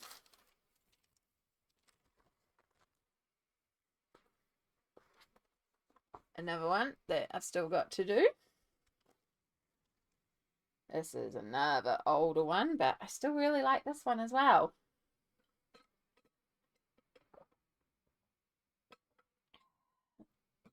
So this is another one where I created in the background. So that's a mixture of water-soluble crayons and the Inktense pencils, polychromos pencils. And then this has all been coloured with polychromos pencils, Posca paint pen, and Stickles glitter. And I really wanted to make it look like these little guys were glowing. And so I did colour around them with a Prismacolor just to create that little bit of glow. And yeah, she's so sweet. I do really like my tree nymph. Right, so here's my prime example of if in doubt, glitter it out. So when I was working on this page, I was really, really happy with what I was achieving. I used water-soluble crayons up here and then based it all doing Inktense polychromos pencils. And I was shading it, I was liking it, I liked how all the bits were coming together. And then I chose yellow. And my thought was, oh, maybe I'll do some yellow stars and stuff like that. But I started off by doing the birds and the glove in yellow. I think it was the glove specifically that I was like, okay, I'll do gold or yellow here. Now, because every other colour on this page is so harmonious, we've got the teals and the blues and the purples and the pinks, this yellow is an opposite of purple. So this is where your eye is drawn first, is to the yellow. And I knew as soon as I did these guys, I was like, that was the wrong color to choose. So I tried to balance it with some yellow stars. And even that didn't balance it because the yellow is such a focal point. And at the time, I remember thinking, I have absolutely ruined this page. I absolutely hate it. And again, my rule is, if in doubt, glitter it out. So I legit put glitter over this entire page. Which does make me like it a lot more. This little creature here, she has an entire pile of glitter that she's blowing around. So yeah, I just put down Mod Podge Extreme Glitter and then sprinkled literal glitter onto the wet Mod Podge Extreme Glitter and then sealed it down with more Mod Podge. So yeah, a lot of glitter on this page. And now I look at this and I know that there are worse pages in here. For a long time, this was my least favorite page of the book because of that. Now I look at this and go, oh, it's not actually that bad. Like, the blending's beautiful, the glitter's fun.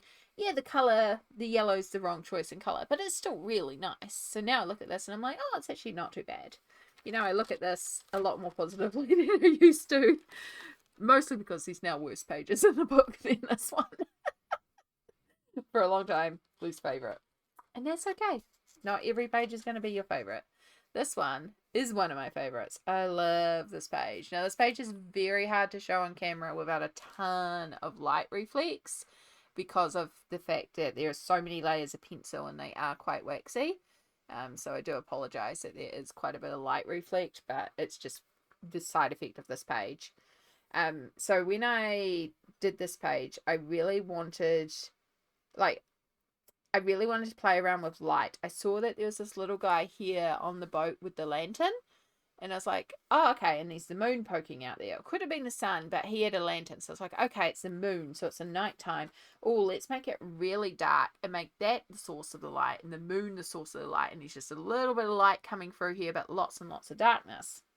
And I like that idea, but then I realized basically there would be no light sources on this page. So I drew in the little candles on the top here so that there would be a little bit of light on the back of the, I think it's called an Aspledon, the back of the giant tortoise basically.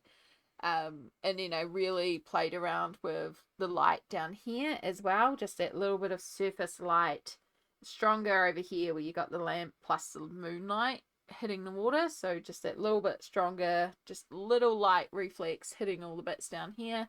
You can also see that this page has a lot of texture because of the glitter behind it, but it just works to be extra bubbles, so it's fine. But yeah, I really like how this one came together. So it was based with doing Inktense, and then it's a mixture of polychromos, Pablos, and Prismacolors. It's a mixture of all the pencils. It is primarily Prisma and Pablos for the background, which is why it's so got the shiny reflex. So, but yeah, I am very pleased with this one. A little bit of Prisma, Posca paint pens to do like the white centers of all these, and a little bit of stickles up here. So yeah, definitely one of my favorites in the book. I really like that one. And another page I really love, even after all this time. I believe this one, did in 2020. I finished it at the start of 2023. It was mostly 2022. This was just before I started on YouTube, I believe. I was live streaming at the time though on Twitch.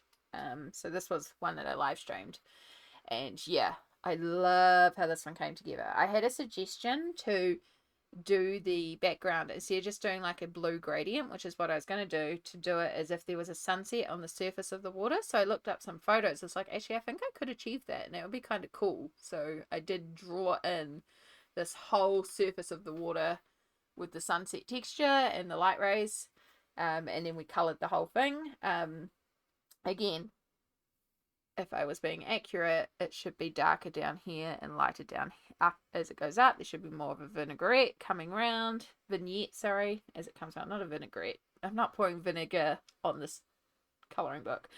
A vignette where it's like darker at the edges. So it should like darken a little bit and bring up. But I didn't know that at the time. I also played around with some blue lighting ring flecks. I would do them so much stronger now. But at the time, I was really, really proud of it. And I still love it. It was a lot of work, and it's still really, really cool. But yeah, this whole page, Prismacolors. Didn't even base it, just Prismacolors. So much Prismacolors. Oh, and a little bit of Posca for the bubbles, and a little bit of Stickles for the skull. But yeah, a lot of fun. A lot of work. And I know this one features in another book, and I can't bring myself to tackle it yet, even after all this time. Like, nope, not yet.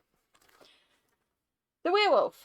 I very much love the colours of this one. My beautiful, beautiful cousin who did have this book. I don't know if she still does, but she also had this book and she would colour in it. And she did this really interesting wolf with purple and yellow worked into its fur. It's very impressionistic how she colours. Like, she works colour in a really interesting way. And I wish she'd be willing to share more of it online, because honestly it's very, very cool, but she doesn't want to share it online, and that's totally fine. That's her cool. I get to see it though. But yeah, the way she worked color into the fur with like the different light reflex, but also the different ways of the purple and the yellow and the gray in the fur was really, really cool. But yeah, I really liked her purple and yellow, so I was like, do you mind if I take that same color combo but do it my way? And she's like, no, go for it. So I also did the same colors as her, but in a more typical approach, but I still really, really like it. And here I was really working on those light reflex, so you can see that yellow from the moon versus the purple of the background affecting the color of the wolf fur. Like, it is starting to get a bit darker around here too. Like, I really worked on the shading on this one. A lot of progression in my shading here. So this one is Prismacolor. Again, Prismacolor, no base, just direct Prismacolor. There is a bit of Stickles on the moon as well. I don't think there may be like the tiniest dot of Prisma in the Posca in the eye. Why do so many colouring supplies begin with P? Prisma, Poly, Posca. There's another one. The same with Distress Inks and Derwent Inktense. I always mix them up too because they're both DI. Anyway, we have the star sign. This one I forgot to put the colouring sheet back in here. This one I did my Liquitex Clear Acrylic Gesso and inks for the background, and then I went over the entire lines of the image in Posca paint pen. I had two different sizes, so I did all the fine lines, and then I went around the outsides in a thicker paint pen. I really liked how this came together. I would just do the background darker next time. I did also, so I did the gesso, I did the inks, and then I covered everything in a clear glitter, and then I did the Posca paint pen. Don't ask me why I did it that way. Next time I would do the Posca paint pen, and then I would do the glitter, because it was already bad enough trying to do all this line work on top of the gesso texture, but then you add in glitter texture. Yeah. No. No. Halfway. The dragons are the halfway point of this book. I tell you, Mythomorphia is always a chunky one to get through. I could just talk less, I know. But we have our fire and ice dragons. It's not a lot to talk about here because I feel like most people do this as fire and ice or fire and water. Like, I feel like a lot of us do it this way, and there's nothing wrong with that. That's not a dig at anyone because that's how I did it too. But I don't have anything interesting to say about this page because it's a fire dragon, it's a water dragon. The background is stickles and black diamond, and I used an entire bottle of stickles in this background. Do like it though. Yeah, usual Inktense, Polychromos, Posca, stickles. Right, we have this one. I have not done it yet. The Sphinx. And then this, yeah. So this here is my griffin. And this is a big reason why these exist in here. So I started by colouring the background, colouring the griffin, and I just used a set of pencils that I had. It was a very cheap set. It's not particularly great colouring. I haven't got much contrast in the shading, but I coloured it and it's like, oh, that's kind of cute. And then I blacked out the background because I was going to have it as like a griffin going through space. And I used the black acrylic paint, and then I had this really fun iridescent topping medium. And I was like, oh, I'll put that all over, and that will be really, really cool. And you can actually see it here. So I've left a little bit so I can actually check out and tell this story. But I put it down. I put down the different colors, and you can see how the mica powder in it just piled in some areas, and it went quite white and solid instead of being that little sheer layer. I learned I needed to apply it very, very thinly and very, very carefully, which I did not do. And I was really bummed about that. And I was like, oh, okay, well, I don't know what to do. So I'll just close the book and put it on my shelf. And so I did. I was like, I'll come back to it later when I've got an idea of how to fix up that, that build up and uneven texture. Closed the book, went away, came back, went to open this book and look at it. And I couldn't open up this page. Now, luckily, because my book is split, what I could do is I could use my hand to get in here and separate it this way, because the pages were stuck together. And when I finally managed to very carefully and slowly unpeel the two pages, the background had ripped off, it had stuck together, and it was absolutely horrendous. And I was like, I was almost on the verge of tears. I thought I had ruined the book. Because of how much damage was done to the page. And so I just grabbed some baking paper, shoved it in between so it wouldn't stick down again, and that was right around the time I also messed up on the Cyclops page they talked about earlier in the compilation book and will be coming up. And that was the end of 2023, and basically what got me to stop pushing myself to work in this book because of all those incidents. I was like, I need to just stop. So yeah. I put it back on the shelf, and I did not look at Mythomorphia again for a really long time. And then one day I came back and looked at this and went, I can work with this. I can fix this. This is not ruined. It is definitely damaged and we need a new approach, but it is not ruined. So as you can see, I found some tissue paper that had this sort of textured pattern on it. And so I very carefully lay that, stuck that down, and cut around my creature, and then use some purple acrylic paint to sort of blur it in the edges a bit, and some gold splatter over the top. And then I found a bunch of my scrapbooking cutouts and I added those in, mostly because there's a whole bunch of stuff here that I didn't really want to cut around and it seemed real fiddly, so I didn't do it. So I just stuck down a bunch of flowers there and the butterflies and these like some little gold flowers in the background as well that kind of blended in. And then I covered everything in Mod Podge glitter to seal everything down. And I love how this turned out. Like, this is really cool. And like absolutely saved the page from being completely ruined and damaged. So I do, technically I should put like a little bit more sealant there, but I like being able to sort of see the original place that we came from. You can see a little bit of the rip, like a tiny rip there as well. That is not even like a bad one. Some of these areas, like it's quite a bit of surface that's been taken off. So yeah, but that was the journey with this page, and also why I haven't done the title page, because it's a copy of this page and I can't bear to face this page again anytime soon. But we saved it, and that's the main thing. because on the back of it is also another one of my favorite pages, which is this gorgeous Minotaur page, or as we call it, the Trans Minotaur. So when I was showing some friends this book, one of my friends was like, the Minotaur almost looks like, you could add in surgery scars and make it trans. And I was like, I could do that, and I love that concept, and we're going to do that. So I used ink in the background to just do browns for all the stairways and stuff like that. And then I used polychromos to shade the Minotaur. But then I pulled out 2 Prismacolors in the fluoro pink, and I think it's like the non-photo blue. It's the super, super bright blue. And used it as if there were 2 lights coming on. So blue one side, pink, and leaving a little bit in the middle. So it's pink, blue, and white, aka the trans flag. And then there's this little rose in the center. And I have a stickles that has got a pink and blue reflect. It's called Twinkle. It's one of my favorite stickles. And I was like, that is perfect. So I just put that all over the rose. It's a really simple page, but I like how it came together. And that's what these little lines are that I've drawn in here. They are top surgery scars. So yeah, I really like that page. I still have to do this page.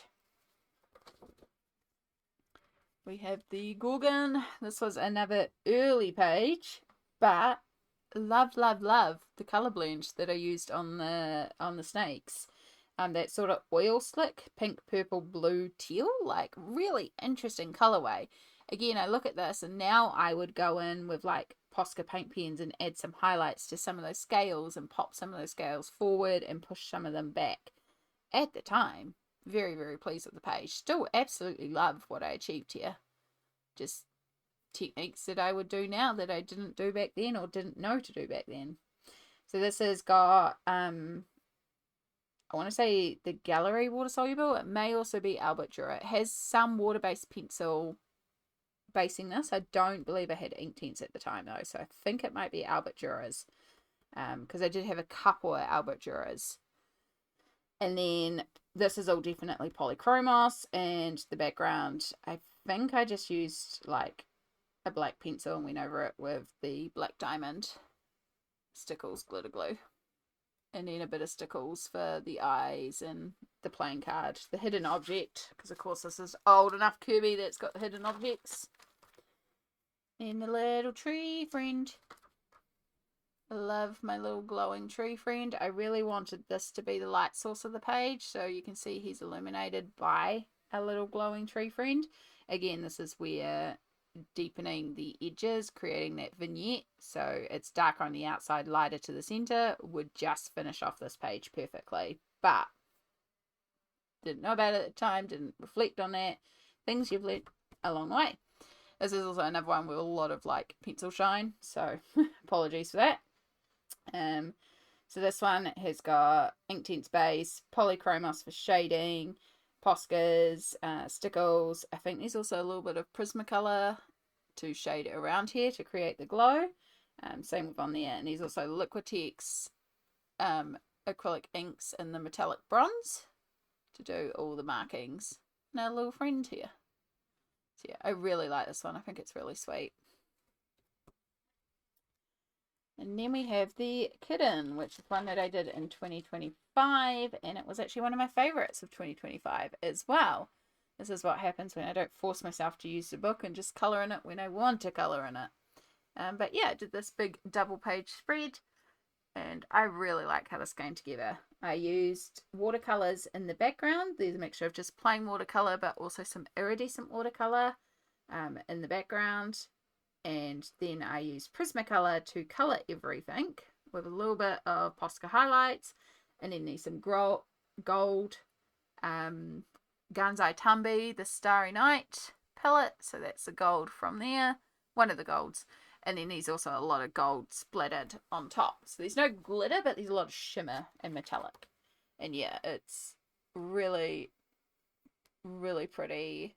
And I'm very happy with it. I really like the colour blend. I really like the depth of shading. I can look at this and see just how much now I push my values compared to like when I first started. You know, there's a lot more like I'm willing to go dark, dark, dark. and also very, very light. So it's just that contrast. You can see that in the journey of the book now, which is really cool.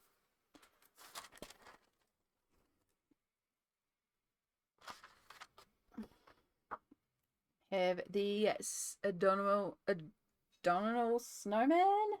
I can't remember all the titles, sorry. But this one, I was trying to make it look like he's there, but he's not there.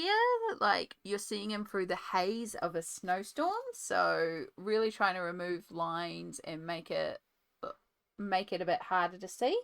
The background has been done with watercolor that I've also put like an iridescent medium on top of. And then I think it's actually Prismacolor. Yeah, I think it's Prismacolor to color in the whole thing.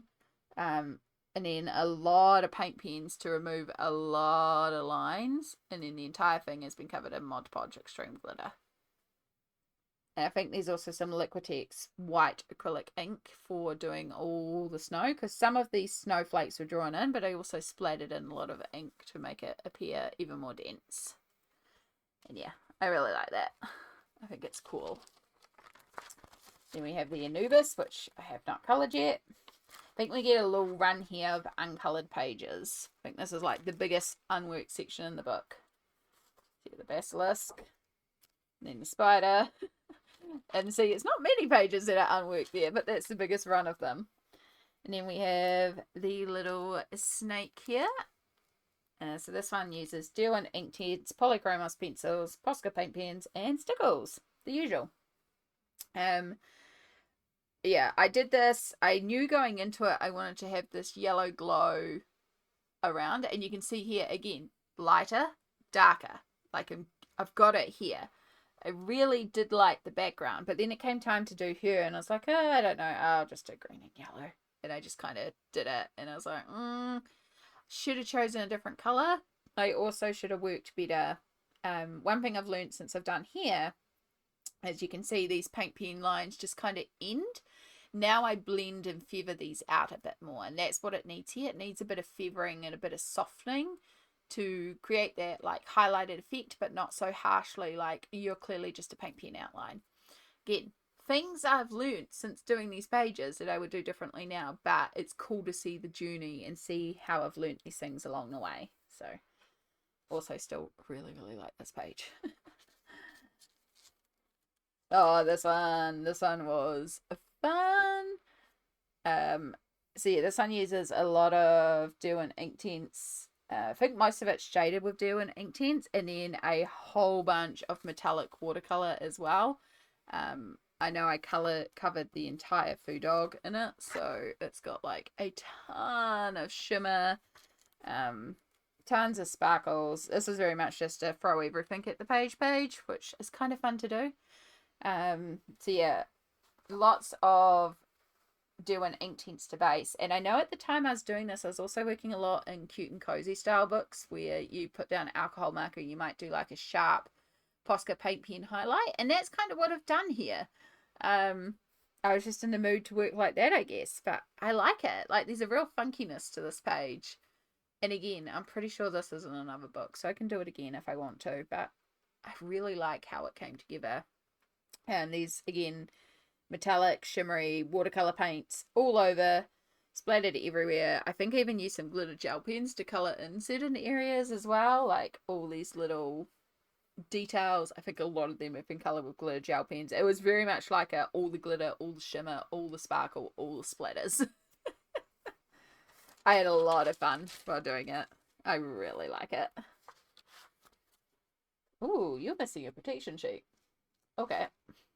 So obviously, before I put all these on the shelf, I need to get out my baking paper, because there's a few of them that don't have a protection sheet, like these guys here. So this one was a really fun challenge of trying to figure out how to colour these goblins.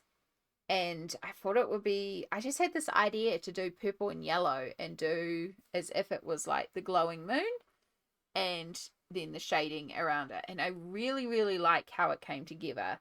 It was such a cool effect. And I did mention at the time when I did this, I do regret working one half at a time. because you can see the difference in the shading. So maybe the sky's just a bit closer, or it's a bit more intense on this side versus this side. But yeah, the yellow's a lot more intense on this one than this one. And the other thing is I painted the background last. I added in the black last, which makes the black of the shading around here not as intense. So I probably could do with another wash. But at the time I did this, I had done this last moment. I got inspired to do this like very last day of the month, and I was churning it out at the very last moment. So it was very much a case of like, nope, I'm done. And we left it. But I still really like it. I think it's so neat. And yeah, entirely doing ink tints and acrylic paint. That's all it is. This is entirely done with ink tints. Alright, we have the Fantastical Trees page. This is actually a page I did on live stream many a year ago. I think before I was back on YouTube. So the whole thing was based with doing ink tints and then polychromos pencils, lots of Posca, glitter in the background, and also Liquitex gold acrylic ink for all the gold effect. And I just really wanted to create glowing mushrooms. I remember that much. There was lots of glowing mushrooms. I actually, as well as the polys, there is a bunch of Prisma as well for the glow effects. Because I find the Prisma's easier to blend out for the glow effects. So yeah, the green and the blue is all done in the Prisma. And yeah, this is again something where it's very handy with Mythomorphia how the book is falling apart, because I can take out the page and just work on the page. Specifically now when it's just like this and it's so chunky and it's so full, it's so easy to take that page out and work directly on the page. But it does mean sometimes with doubles I work one half then the other half, and that's what happened here. Here I went very vertical for the placement of my glitter and my brush strokes, whereas here I went a lot more swirly, and you can see the difference. So that's the one big difference that really annoys me between the two of these. So yeah, reminded me, if I'm doing glitter over 2 pages, glitter both pages together, or at least make sure your brush strokes are consistent. I think this is a cockentrace from memory, and I still got to do that one, and I've got this one here. Now I do have some little ideas here.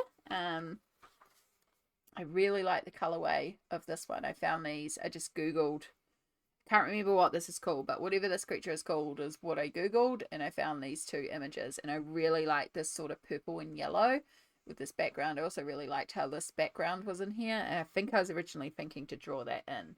So this might be the next page I try to do in here, because I do have an idea in place. But that kind of what I'm having to do now is, because the pages I have left are not my favorites. I always work on my favorites first. I don't save them. I know some people do save their favorite pages. I don't. I just work on whatever I want to work on. But now I'm at a point where the pages that are left are very much not inspiring. So yeah, I very much Erika from Elm Colors makes palette sheets and inspiration sheets, and so I took inspiration from there and also went and looked up the specific creatures on Pinterest and saw what I could see to find like color palettes and ideas, and that's been helping to get through the last couple of pages. So yeah, I have that in there to work on that one. So that might be the next one. It may not be. We'll see what I get inspired by. This one here. So this is another Liquitex acrylic inks page, except it's not. So I did the gesso base, and then I started doing a little bit in the background, but then I was also playing around with water-based markers, and I was like, oh, what if I used water-based markers? So I did apply those in the background, and then I went to put something on top, but I forgot about the fact water-based markers, of course, reactivate because they're water-based markers, unlike ink. And so I went to put something on top, and it just, like, the marker that was there just went and exploded everywhere. And I was like, done. But the effect it created, like, I can't even describe how I got this effect. I don't know how I made it bloom like it did and create this effect. It looks like you're underwater. It was such a cool effect. So when it dried, I was like, wow, I don't know how that happened, but I'm glad it happened because it looks freaking cool. But I can't shade it with the acrylic inks. So how am I going to shade it? How am I going to finish this page off? Because it needed shading. So it sat for ages and ages and ages. And I was like, well, I can't use inks. I can't use watercolors. I can't apply wet stuff to it. And then it was like, duh, the water-based markers, just color directly on the page with them. And it was like, oh, of course. So that's what I did. I just pulled out the markers and just actually coloured in to shade the page, and a little bit of Posca highlights and of course Posca bubbles. And yeah, I freaking love how it turned out. So such a happy accident of a page. So freaking cool. Still absolutely love how that background sort of blended together, because of course with the gesso, when you put water on the page, there's nothing for it to absorb into. It just sits on top. So yeah, it just went which is fun. Speaking of fun, we have my Chaos Horse Spread. So yeah, this one has another gessoed background as well, but I really wanted to experiment and go quite graphic and textured. And yeah, I just had a lot of fun playing around with this. The background is a mixture of pink and purple and yellow and blue, splattered all over the place, lots of splatter on top. And then I used the Posca paint pens to go over all the lines in different colours. So the pink, the green, blue of the hair, gold for all the jewelry. And then for the horse itself, I used white, but I did use a little bit of gesso to sort of block it in, so it's got a little bit more opacity. And then up here where the details of the horse are all fading out, I used like a star stencil and some iridescent paint and added in that, and then splattered some more stuff on top, a little bit of glitter over here for the little fae. And yeah, I just had a lot of fun just experimenting and throwing things at the page. I still really like this page. I know it's not everyone's cup of tea, but I just think it's really cool and funky. Again, I have this spread in a compilation book. I think I've got 2 more copies of this because I have all of Kerby's books. Like, I can colour this as intended, or whatever you want to call it. I really just had this idea and was like, let's go for it. And I like it. I think it's funky. It was fun. So, and it's a very unique approach. Right, we're getting there. We're getting there. Alright, this one. So this is another one that I did during that March Mythomorphia Madness, where I did a bunch of pages, and again it was another water page. You can tell by the very boring background that I would not do now, but I do like my sea creature. I really love the colour I got here, the smoky grey blue. Like, this is such a gorgeous combo. And I think I did that by basing everything in grey and then shading it with purple and blue, which I should really do again. It's really neat. But yeah, gallery water-soluble crayons, and then polychromos pencils, stickers, and Posca paint pen. And this time all the sea spray was done with Posca paint pen. Just about killed an entire Posca doing it, and not a big fan of how this sea spray looks either. My favourite sea spray is actually the very first one that I did, where I dry stippled on the sea spray. So yeah, but it was fun to do all 3 pages with different approaches to see how they looked.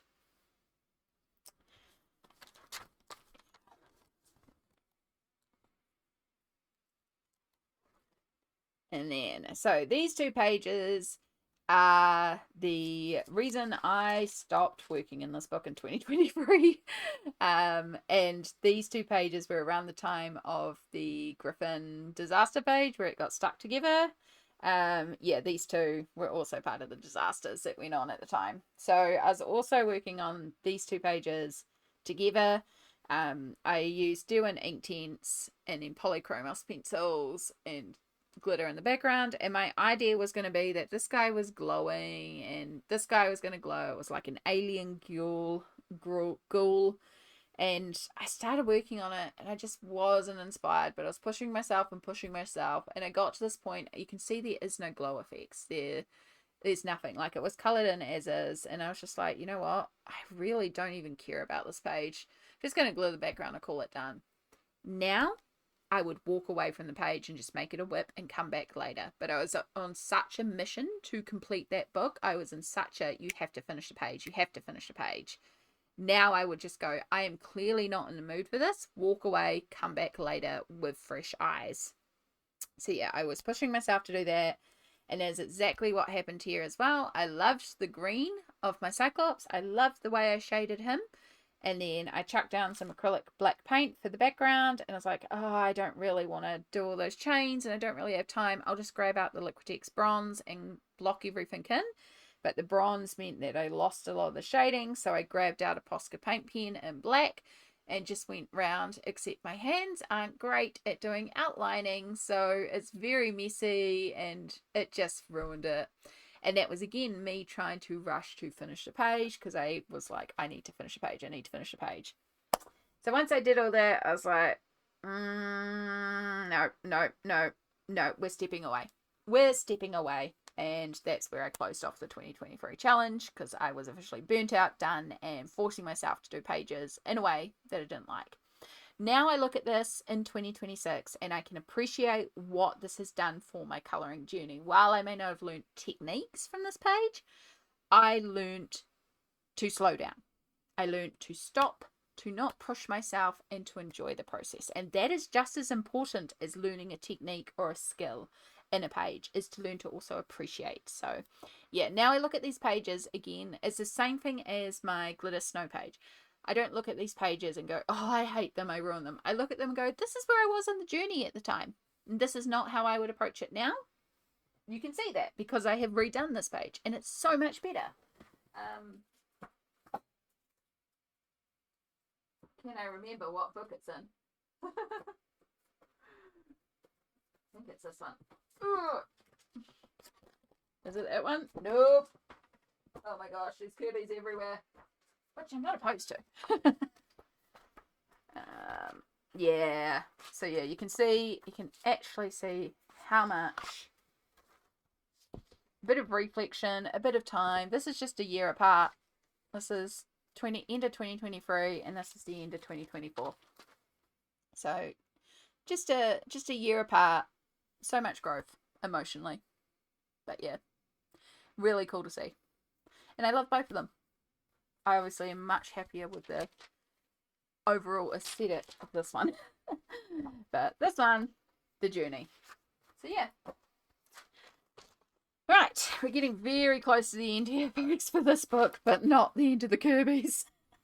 This is the, I was about to call it a Cyclops. It's not a Cyclops, it's a three-headed dog. Cerberus. Cerberus. This is actually one of my very first YouTube videos. It's not the first, but it is, I mean, it's not the first regardless, because my first video is way back in the day. It is one of my first colouring videos on the channel, and that was in 2023. I do it sort of as like a colour and chat, and I talk a little bit about my colouring journey and my health journey and just how I've got into the place I got into, and we shade this while I'm talking about it. So yeah, for this one I used Distress inks for the background, and then I used Prismacolors to shade all the Cerberus, and this does use the Liquitex bronze ink, but I actually worked this one better and have the shading on it. So this is here, this is like the bronze work, the bronze ink used properly and with the shading, and actually looks, you know, what I should have done on the previous page, but I did not. And that's okay. But yeah, I do really like this Cerberus. I think this one's cool. I really like the background. And then, oh, don't forget that. My merfolk.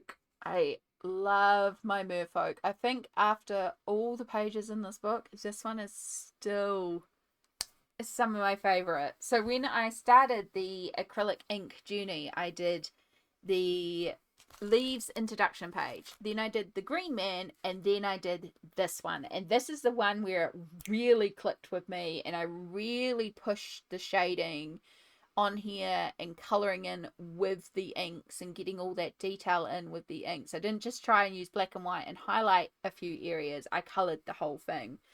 And yeah, when I finished this page I was like, this is something. This, and to this day I still love this spread.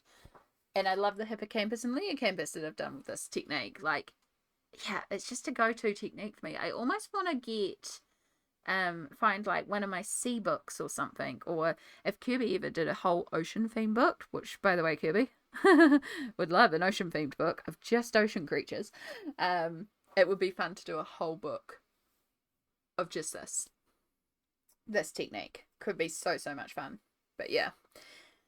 So yeah, Liquitex clear acrylic gesso to base, Liquitex acrylic inks to colour in, and then there is a tiny little bit of stickles for the 2 playing card hidden objects, because of course hidden objects. Because I also had to have my glitter. And then the lucky last page. Oh, Mythomorphia. It's always a journey. This is, of course, my dragon. Now, I had a really clear vision for this one of a really dark grey, almost black dragon with all the colourful little thingamabobs around it, and then a white coloured, like white background, but just glittery background. And it was like, that would be really cool. And because it's the last page in the book, I was like, oh, I could even base some of this with alcohol markers. So all the creatures on this side have been based with alcohol markers, because I don't count these as things to colour. So yeah, alcohol marker for all these little creatures. On this side, I use water-based markers to base anything over here, and the dragon has also been based in a water-based marker. And then I use Prismacolor just to shade everything. And then for the background, I did not own Mod Podge Extreme Glitter or Mod Podge Sparkle at this time. And I was like, I had done the dragons, the Water Dragon, Fire Dragon, double page spread. And I knew how much stickles that took. And I was like, I don't want to use an entire thing of stickles in the background. My mum had just gotten, I think it's Deco Art or American Crafts. They have an extreme glitter. And it was this beautiful, clear glitter, holographic glitter. It was exactly what I wanted. It's like, oh my gosh, could I use some of that? Because there's a lot in this bottle. You know, it's a little bit more economical than me using an entire little bottle of stickles. And Mum, of course, was like, yeah, of course, go for it. So I did, and I painted it on. I was like, that looks really cute. And then it dried, and I went home, and I realized that I had missed like really big sections because, of course, it's clear, so it was really hard to tell where I had and hadn't applied it. So I was like, darn, it needs another coat, and I don't have that glitter here. Oh, well, I'll look in my cupboards, and I had a container of mixed glitter that looked clear. I was like, perfect. I'll just put some Mod Podge on the page, because I had regular Mod Podge, and some of this glitter, and I'll just sprinkle it on, and I'll just fill in some of the gaps that way. Went to sprinkle it on, and it turned it grey, because this was not clear holographic glitter. It was a mixture of coloured glitters in some clear glitter. So it went from being perfectly white with holographic glitter to being speckled and almost looking dirty, which was like not the plan. Now I have Mod Podge Extreme Glitter, and that is what I needed. That big massive pot of glitter, so I could have done coat after coat after coat on the background of a clear holographic glitter. But I didn't have that at the time. It was a lesson learned. Test your glitter. Glitter may not appear colour that it appears to be. But that's okay. And then when I did the page behind it, I did have like a couple of little areas of overspill and didn't actually put a second coat of gesso here, so I've got some shadowing. So it kind of hides the shadowing from the next page. Like, it's not the end of the world. So yeah, things we learn in a long way. I still really like this. I still think this would be a really fun concept. And again, this idea where you have a creature with all the little things on it, this is a lot like Animorphia and Imagimorphia. This happens a lot. So, you know, I've got so many more of this. I can do this again. I can do other variants of this. You know? And that is the very last page in Mythomorphia. Of course, there's all this at the back. I don't count all this. I did. That's just water-based marker, me just quickly scribbling them in. But yeah, that is Mythomorphia. Holy moly. It's always a mission to go through Mythomorphia. Hopefully this will be the last year, but yeah, you never know. I'm not going to push myself. There's no goals for 2026, so we may be showing this again in 2027, and that's okay if we are. But I'm just going to take a quick 2-second break for you guys. For me, I'm going to take a minute. I'm going to go and hydrate after all of that. I'm also going to go and count the pages off camera and then come back, and we'll carry on with Kerby because there's still 1, 2, 3, 4, 5, 6 more books. See you shortly. Okay, I've drunk and refilled my entire bottle. I did count, and indeed 68 completed pages in Mythomorphia, so my spreadsheet is correct for that. Right, next in alphabetical order is Reflections. And we have, I put this well out of reach, we have 2 completed pages in here, which I believe is actually a double page spread. So this is another compilation one, and this one's really cool. We've got a lot of like images where it's either like a half or a reflection. Some of them are, for example, we just saw this one in Mythomorphia, and it's the same image, but it's also been reflected, so you can play around with light and dark. I believe there is a hashtag for 2026 where it is a focus on like 2 halves, where it might be like light and dark, or fire and ice, or like doing that sort of concept where it's 2 halves. So this will be a really good book for that if you are participating in the hashtag. I'm really bad at participating in hashtags. But this is the page I have done in here, and this is another throw everything at the page. I love this page though. I had so much fun throwing everything at the page. So the background is a mixture of watercolor and iridescent watercolor. And then I used one of the iridescent watercolors I used on the clouds and to splatter more in the background. So it's like super holographic and shimmery and iridescent. Then I used ink tints to base and then polychromos pencils to shade on the flamingo themselves. All the little creatures have been done with water-based markers. I didn't really do much shading on them. I just coloured them pretty flatly. I did use a little bit of paint pen to like bring out eyes if need be. There is some loose glitter put onto the wave here for the actual wave splatter. Probably my favourite way of doing splatter glitter. There is some gold shimmer spray spritzed on. There is stickles for the little fae in here. I think that's everything I used. It was a lot. I threw a lot at this page. Oh yeah, there's paint pen in the eyes up there too. But yeah, I really like it. Like, it's a lot, but it's also very harmonious. It's super glittery. It's super shimmery. Like, I like it. It's very much my style. It's also got lots of splatter. I've really taken on splatters now. I do a lot of splatter. So yeah. So that is my 2 pages in Reflections. The 10-year celebration. This is going to be the easiest book for doing because I haven't done a single page in here. This is my only unworked Kerby. It was a purchase in 2026 and I just didn't get to it, and that's okay.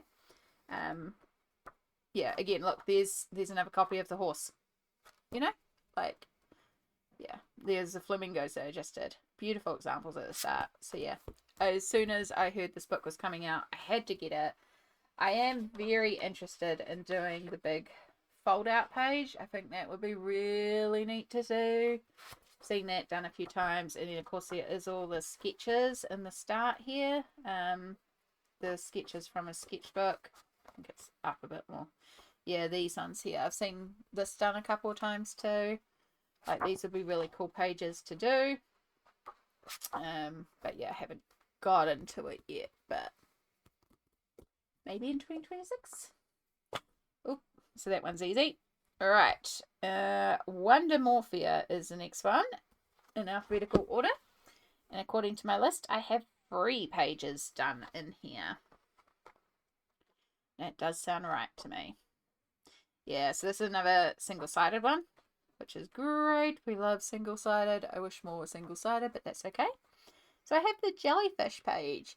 And this one I was trying to do with a very harmonious palette. I was keeping it basically to one colour, teal or aqua, like just keeping it that one colour. So I started off by basing the entire page with an alcohol marker, which I don't know why I chose an alcohol marker. I could have used a water-based medium or anything else, but no, I decided to kill an alcohol marker, but cool. And then I used Prismacolor to shade over the top and work in various shades of teal to colour in the entire thing. Little bit of white with the paint pen to do all the like bubbles and splatter. And then I had a glitter that I was given from a friend of mine. It's not Stickles, it's Craft Smart. It's like a knockoff Stickles range. I got sent it in a gift box from America, and it just happened to be the perfect colour to go on here. So all the jellyfish are covered and stickles. So yeah, that's my teal page. And I really like it, actually. I should do that again. It's fun to do like a one colour page. Good little challenge. Then we have my steampunk cat, which I remember being so shocked at myself when I started this page, because I was like, why did I choose those colours? It's so brown. It's not a colour palette I used to do a lot. Now I have quite a few pages where I have done steampunky and browns, but yeah, it's definitely not a colourway I gravitate towards, but I do like this. So this one was Distress Inks in the background. And then I just got in a set of really cheap alcohol markers, like a big 320 set of, like, they cost me 15 cents a piece, essentially, these markers. It was so cheap. They were just knockoff ones, but they were great for basing the page. So yeah, that's what I did with them, is I based the entire page with various shades from it. And then I used Polychromos to shade and Posca to highlight. No stickles on this one, but I remember specifically thinking it did not need the metallics, even though there is a lot of machinery and metals in here. I was like, it doesn't need metallic. I really like it as is. And yeah, I really do like how that came together. And then the third one in here is my Crystal Kingdom. So yeah, I love these crystals, and this is kind of the crystal approach I kind of want to do in Alien Worlds. And I kind of want to change how I did those crystals and do more of the colour reflex like I've done here, but blend out that paint pen a little bit more than I have done here, because again, I know how to do that now. This is another slightly older page. At the time I did this, I coloured in all of this using Prismacolor. I don't think I based it. I think it does have a bit of alcohol marker basing, because I killed my very light purple doing this. I remember being sad because I used that light purple a lot. So yeah, there's a purple wash over all the crystals, and then I just used straight Prisma in the background. But then I drew on these bubbles. So I used a circle template and a paint pen, and I drew the circles on, and then I applied stickles on top. And I did not realize that, I think it's black grape in Prisma, is activated by stickles, and so it turned fluoro wherever this black grape color is. And I remember being so sad when that happened, because it just like completely changed the bubbles, and I was like, this page is ruined. It's like, nah.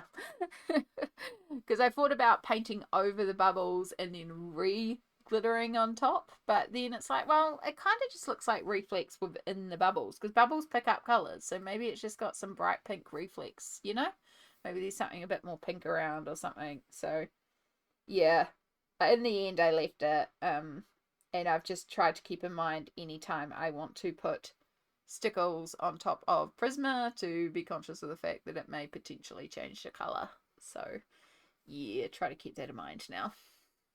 So yeah, that's 3 pages I have done in Wonder Morphia. Right, Wondrous Animals. I apparently have 2 pages done in here. I suspect it's another double, isn't it? Yeah, it is. Yeah, it is. It's my squid. I like squids. So once again, we have a watercolor background. I think there's some shimmer watercolors in there as well. Just looking to see the bleed through. It's not too bad. It could be worse. But yeah, there is a little bit of splatter on there as well. And then I'm pretty sure I based this with Inktense and then shaded it with Polychromos. Actually, no, I shaded this one with Pablo's. This is Pablo's. And then I just used metallic paint pens to colour in all the little creatures, and the water shimmer spray, which definitely not as much of a fan of that. But it's cute. It was fun. I did this as part of Mermaid, I'm pretty sure, because I like colouring sea creatures during Mermaid. Colour all sorts. Yeah.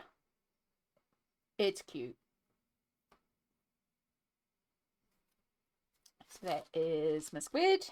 2 pages, and then we have World of Colour, and I have 1 page in here apparently, which does sound right to me. Yep, because we have the dragon. So this one I used my iridescent watercolors in the background. And then ink tints with a little bit of polys for shading, and Posca paint pens, and a little bit of gold metallic gel pen as well. And then white Liquitex acrylic ink, which I splattered on top. And I remember I was like, I don't really know how to approach this page because it was a buddy. And I was like, I'll just start with the background. And I had these new shimmery iridescent watercolors that like shift color. So I was like, oh, I'll just play with a couple of those colors in the background. And I put them down. I was like, actually, I really like the colors that's put in the background. So this would go really well if I did brown on the mountain. So I colored in the mountain brown. And then it's like, you know what? There's a little bit of purple in there, and it'll be really cool if there's purple in the clouds. It will reflect that. So I did that. And then it's like, oh, the dragon will pop if it's in yellow. So I did that. And then it's like that little touch of blue for the lightning would really pop as well. And then I completed the page, and I did it in a couple of hours. And so I'd gone from messaging my buddy of, I don't know how I'm going to approach this page, to, oh, by the way, I've done the page. It just like really came together, and I love when it happens. So one of the things I say about colouring is, if you don't know where to start with something you do know, because you may not know how to colour the whole page, but you may know how to colour an element of the page. And I knew how I was going to colour the sky. So once I did that, the rest of it just fell into place. It's sometimes like, with this, you may not know how to colour the whole page, but you're colouring the trees green. So start with the trees and then go from there. So that's World of Colour. And then our very, very last Kerby, with supposedly 6 pages coloured in, is Worlds Within Worlds. We're just about there for Kerby, guys. Let's just have one more drink.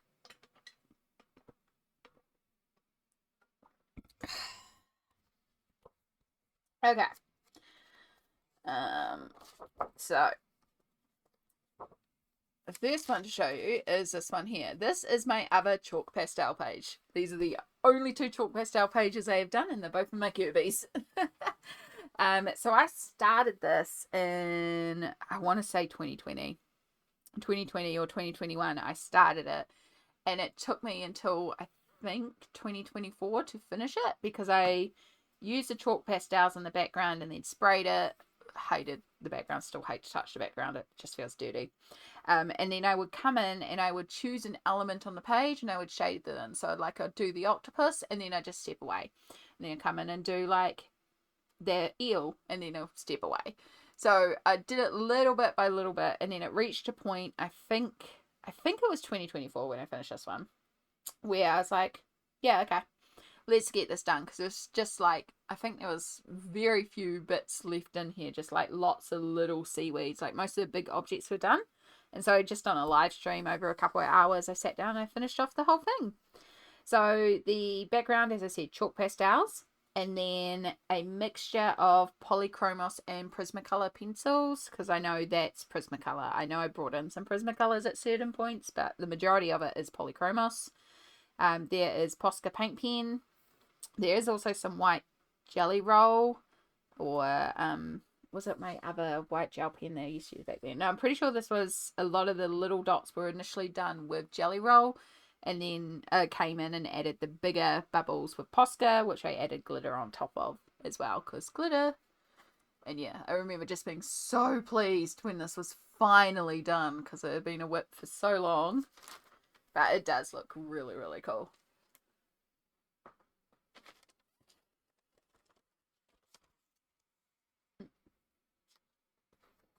And then I have these 2 pages here.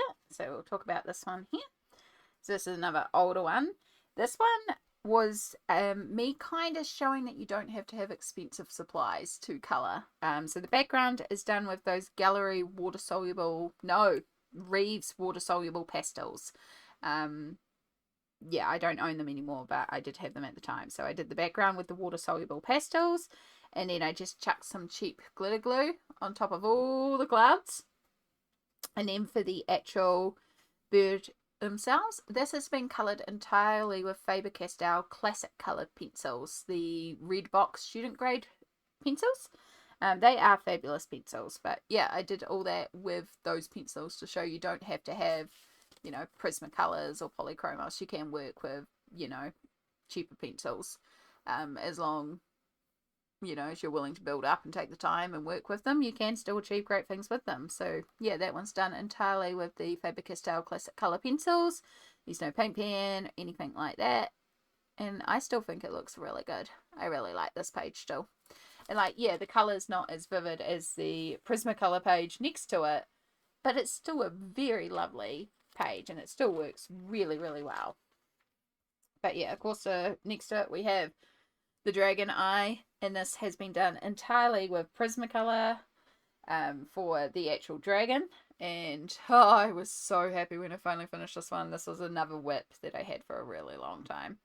I believe I did lay down a base layer with the Gallery water soluble crayons first, just like a straight green layer over everything, and then I actually used the Distress inks to do in the eye, to lay down like a browny yellow base to begin with. So yeah, that was done in there, and then I shaded all of the scales and everything with Prismacolor, and used a little bit of Prismacolor. I think I actually used Polychromos more for shading in the eye, because I wanted to leave sort of like the yellow tones of the Distress ink and just add some depth. So the polys are more translucent and Prismas are more opaque. So I used polys to shade in here. A little bit of paint pen to do the eye shiny. I would, if I was doing this again, which I think it is in another book, so I think I can do it again. If I was to do it again, I would actually put like a gloss over this eye and make it actually glossy and give it a textural difference as well to the actual scales. I think that would look really, really cool.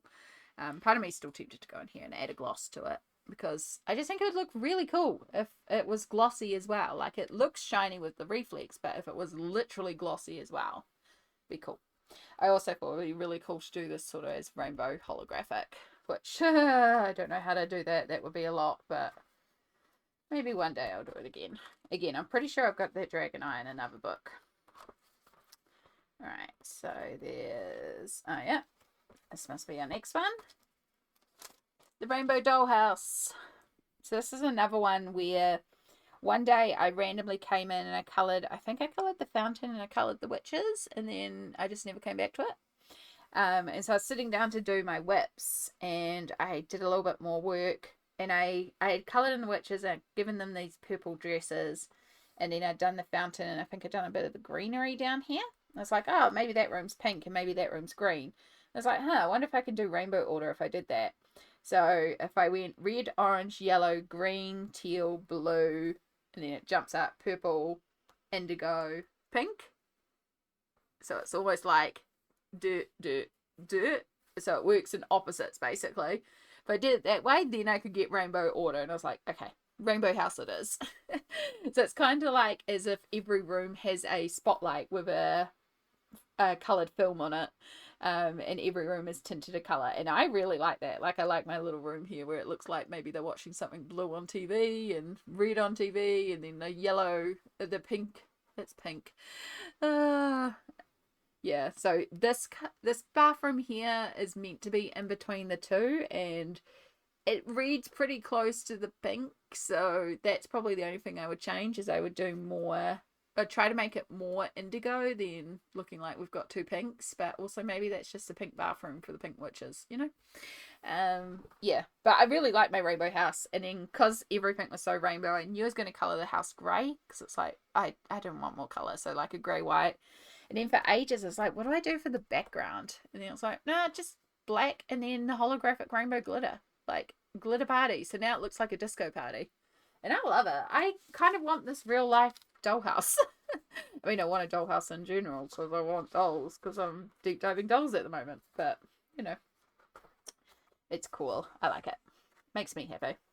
Which is what the colouring should do.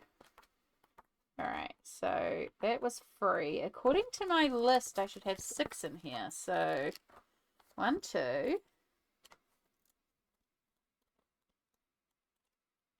3, 4. Oh no, that's 6. I can't count. Oh, I'm tired. I'm tired after filming all this. I think it's time to have a good break, and then we'll start filming the next section. If I chuck another artist onto this, we might cut this all out Anyway, yeah.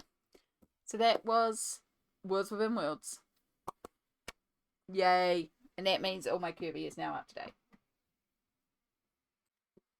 Okay, next up on the list is Johanna Basford. So next up on the shelf. And once again, this is just in alphabetical order because that's really just the easiest way. So first up on my list is 30 Days of Creativity, and I should have 15 pages worked in here. This is a little bit of a project book for me, where I am using sort of art journaling, scrapbooking ideas to colour in the book. I still colour in some elements, but I do also, I approach it creatively, which is the point of the book. I really like it. I have a lot of fun with it. So I have the title page done here. I use a little bit of distress inks in the background, some metallic paint pens to colour over the name. I did just colour the border as is with some Prismacolor. Did stick on these little bows here. This one's not the most creative, but also I'm happy with it. The thing about this book too is as I complete pages might be complete, but I may also find things along the way. So initially I didn't have these bows stuck on here, but then I found the bows. I was like, oh, that kind of fits in here. So I added it in. So that might be something that happens where I may finish a page, but then as I progress over time, I may find something that I'll stick back on a previous page because it fits in. Same thing happened with these pages here. So yeah, this page is the copyright information page, and it has these little robots here, which I thought were really cool, so I coloured them in. And then I thought it would be really cool to make sort of like a shaker charm, if you've ever made like shaker cards or something like that. So I played around with a way to do it using a resealable bag, and it kind of works. It's kind of like you can push it around yourself. It doesn't shake all that well, but it does move around, and you can shake it and move it. But yeah, it's cool. I think it's cool anyway. So that's literally just a old plastic Ziploc style bag that I just shoved some glitter and sparkles into, sealed up, and then stuck down. And then I had this piece of paper with this cool printing on it. I think it's from a magazine. I was like, that's actually really cool. So I cut that out and then cut a window for the robots, and then use a little bit of masking tape to seal around the edges so it's like not so obvious where the edges are. And then I had a little rocket. I think it's called Infura or something. It's like a little scrapbooking thing. It's like cardboard. Found that and I was like, cool, stick that on. Same with this gold hello, since this is like the welcome to the book. And this is my happy. And so I did record April 24 here with a point over here that I can write whenever I do finish this book. So that's quite cool. And then to tie in the two pages together, the little cutout from the piece of paper here, I used it behind here. So I took a photocopy of this page and then cut out very carefully in between all the scroll work up here and slipped the piece of scrap paper that was here back here. So it's like tucked in behind there. And then I just used paint pens to colour in all this. And then this is just black acrylic paint that I then put a few of the star sequins in that are in the shaker. A couple of the scraps of the same scrapbooking washi tape, just like ripped up on the sides. These little gold offshoot explosion things are actually from in the hello. I just stuck them down. I was like, oh, that'll work. And then I just wrote my name there and covered the entire thing in Mod Podge Extreme Glitter. And yeah, this is just like copyright information in the nameplate page. And then this is like information about how to approach the book and stuff like that. And I was like, I don't really need that information. So again, I worked on a photocopy. I quite often work on a photocopy with this book. And I used a brick wall template that I had, a stencil, and distress inks, and created this brick wall on it. And then stuck it in and used a mixture of some magazine pages of like a garden, as well as a whole bunch of like cutouts and little gold butterflies. This is a bird from a magazine, and I put some stickles over it so it's glittery. Again, scrapbooking cutouts. I think that's cut out from a magazine. like a gold star. I just cut out lots of little random bits and some word stickers and just stuck it around like it's like a brick wall with a bunch of flowers growing over it. So yeah, I really like how that one came together. And then we have the page tracker page. So this one, I believe this page was a list of suggested materials, and then this one had a grid here with a bunch of circles that you could colour in. So the idea is that you colour every day for 30 days and you could colour in. I used to colour every day. I don't so much now, but I used to colour every day, so I didn't really need that. And I thought it would be more fun to turn this into a page tracker, which I need to update because I only have 7 coloured in here. And according to my tracker, I have 15 pages coloured in, so I might need to update that. But yeah, I used a magazine cutout, thinking like this is a real close-up, and then this is the far away of the garden. And then I cut out a bunch of iris style flowers around it, so it's a little field mouse hiding in some irises. And then we've got the zoomed out irises here. So I did layer, I think, about 7 different garden cutouts to get all the like depth. And then this grid here is just a square from a mathematics notebook, which is actually what I use to track my journal, my colouring anyway. It's my colouring journal. I just cut a page out of it because it was like, well, it's already got the squares and I could just have 1 square per page. Made it real easy.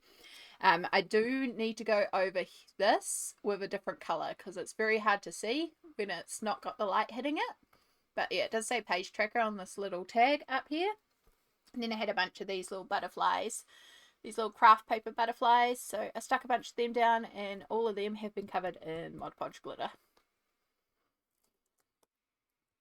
Alright, and then we have the cup of tea page. So for this one, I thought it would be fun to try the technique where you like splatter tea on the page and then only colour outside or inside the tea. But for some reason I decided to outline it. I shouldn't have outlined it. I should have just like coloured in. I shouldn't have outlined it. That's where it went wrong. But yeah, I did. And I just used fine liners to colour in here. I did this again on a photocopy, so if it went wrong I could re-stick over it. But yeah, again, in retrospect, if I look at this and go, I should have outlined it. But I figured that out later. So I stuck that in. And then for this side, it had teacups that you could add your own designs onto. So instead, I cut them out of scrapbooking paper. And I had this little stamp set with all these cutie little animals. So I stamped them onto separate pieces of paper and coloured them in and just arranged them all over the place. So it would be like them in the cups themselves. And then I used the same fine liner that I outlined over here to outline all of these. Which, you know, my outlining skills aren't the best, but it's okay. And then the whole thing's got like a big layer of Mod Podge on it, so it's all like sealed down really nicely. So yeah, it was fun. I do really like all the little animals. I think it's really cute. Reminds me a lot of Sylvanian families, which I freaking love them. They're so cute. And then we had the candy shop. This one was done semi-recently. Fun fact, I'm actually got one of these in my mouth right now to help with the throat because it's very sore already. We've barely begun complete collection tour. So for this one, again, working on photocopies. I very frequently work on photocopies with this. So I photocopied the page. I used fine liners to colour in all the little details and then a brown alcohol marker to colour in the background here, as well as a little bit of paint pen to like outline jars and add in some highlights. And then cut out all the little squares here, plus the jars here, and stuck that down on top of the scrapbooking paper, which kind of reminded me of like a candy wrapper. And then using a gold, super golden marker, I wrote the life is sweet when you're surrounded by candy-coated dreams. And then I took Werther's Original wrappers, because I'm a grandma who really likes Werther's Originals. I took Werther's Original wrappers, and then I had a bunch of scrap paper from cutting these out, right? So I just like cut them up into small sections and then stuck it in here and wrapped it up and used Mod Podge to seal it up to make slightly 3D little candies. So that's what's in the inside of these to give them a little bit of dimension, is the scraps from around here, because, you know, waste not, want not. So I made little 3D candies and then stuck those all in. And yeah, I do like it. 100% sure on the Werther's originals if that was the right call, but it's fun. And so, of course, now that's made the book even more chunky. Like, those first couple of pages are already quite chunk in the book. These are, I haven't written them down as work in progresses, but I think I'm going to turn it into a work in progress officially. I think I'm going to update my tracking list to say that this is a work in progress page. Because I have done a little bit of work on these ones. So I have these 2 pages here. So I photocopied, you can see here, this is the original page. And the idea is you come in here, you add more designs, you color it in. So instead what I did is I photocopied this page. And I've got 2 copies here. And then I found a picture of like under the sea and mermaids. And I've turned that into a frame as though you're looking down. And then what I do have is I have another page. So I was thinking about turning this almost to a flip out. So it flips open to this. And I'm not quite sure what I'll do here. If I maybe create a border or do something. If I do, I need to hide the middle here. I do also have the middles from when I cut out those things. So I could like slice this up and do some decoupage to create something around here. I do also have, I've got all sorts here. So you don't all need to go back in the journal. Originally I was going to cut and paste out those words, but I changed my mind on that, obviously. So I do also have these 2 pages that I've done, so I could like slice that in half and turn that, like just straight stick it on or something. I don't know. I've got some playing to do here, but I've got ideas. I just need to sit down and do it. My gosh, there is a lot of scrap paper in here. What did you find when doing complete collection tour? Alright, so that all goes there. So yeah, I think I'm gonna update my spreadsheet to show 2 whips in here, because I feel like that is technically a whip. Even though nothing is stuck in the book, it's definitely like it's in progress. So we're going to add 2 whips.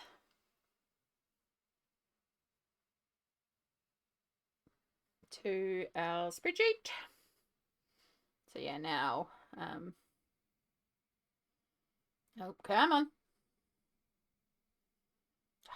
It'll unfreeze in a moment. I'm having to use my phone because of course the computer is recording right now. So yeah, there we go.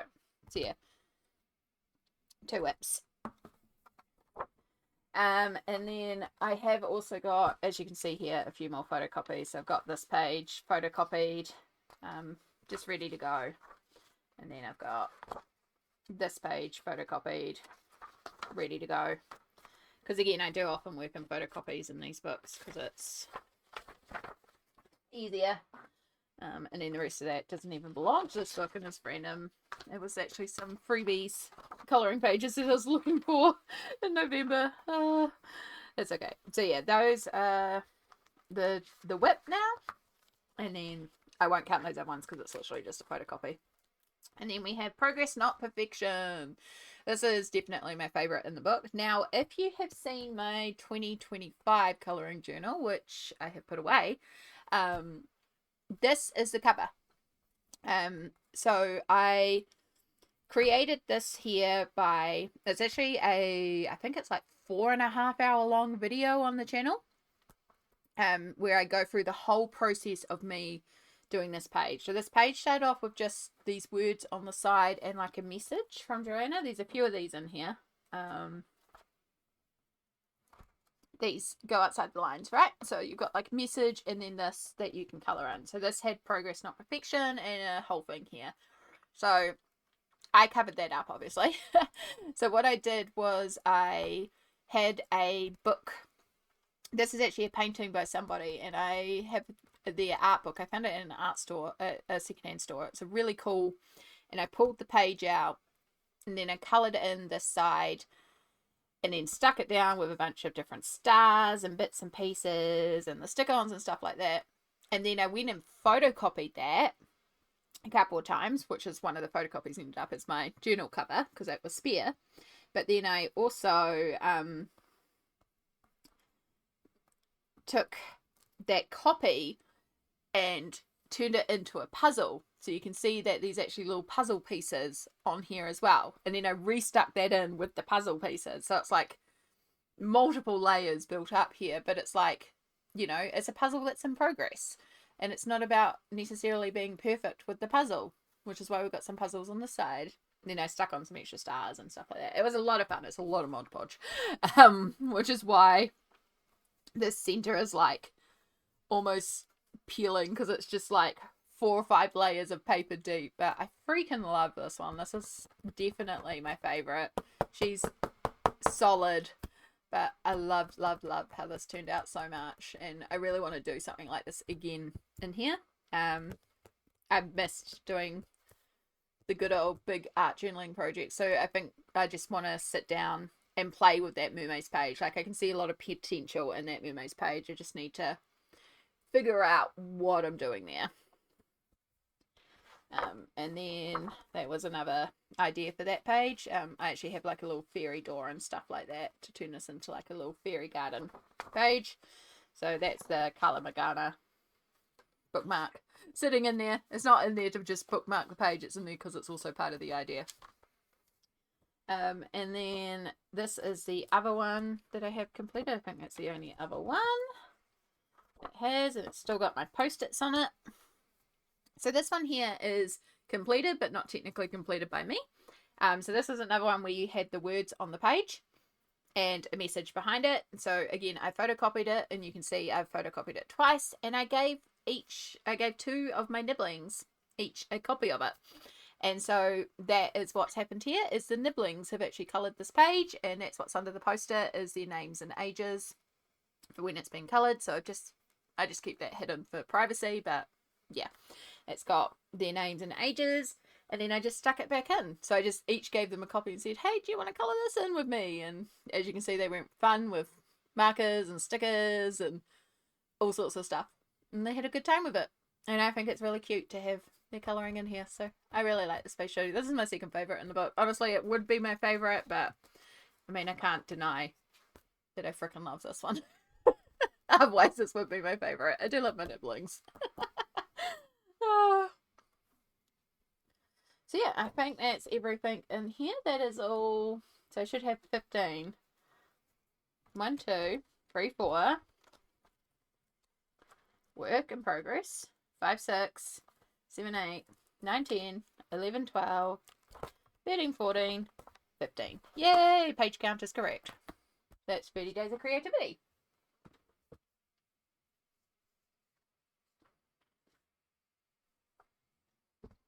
Right, Enchanted Forest.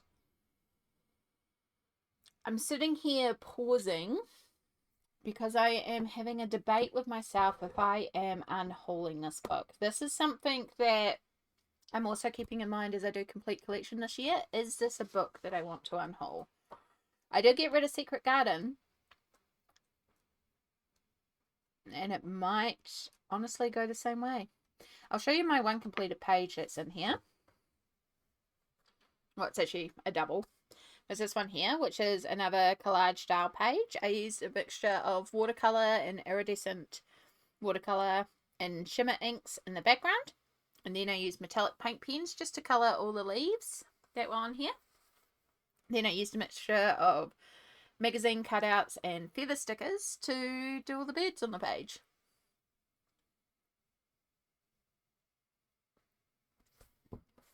Yeah, I think that's the only thing I've coloured in here so far. It is. What I might do is I might make a list of books that if I haven't touched by the end of 2026, maybe I'll unhaul them. And maybe this one will go on that list, because I know I don't gravitate it to it a lot. We'll see. We'll see. We'll see by the end of the year. I know I pulled it out, did that page, and have not pulled it out since. And I only pulled it out to do that page because I had a focus when I did this page to work unworked books on my shelf. That's the only reason I pulled it out. So yeah, I'll think about that one.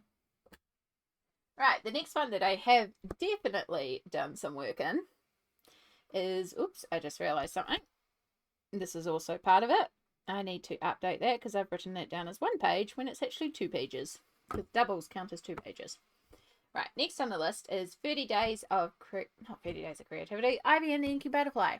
It's the same size as 30 Days of Creativity. And in this one, I have done 14 pages according to my list.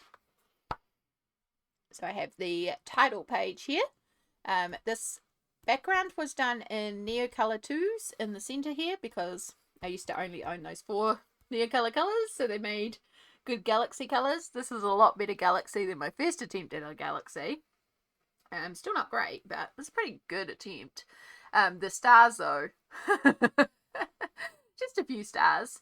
And then for back here, I actually used, I think, a fine liner or like some sort of marker to color in all the black back here. So this is Neocolor, and then this is marker back here.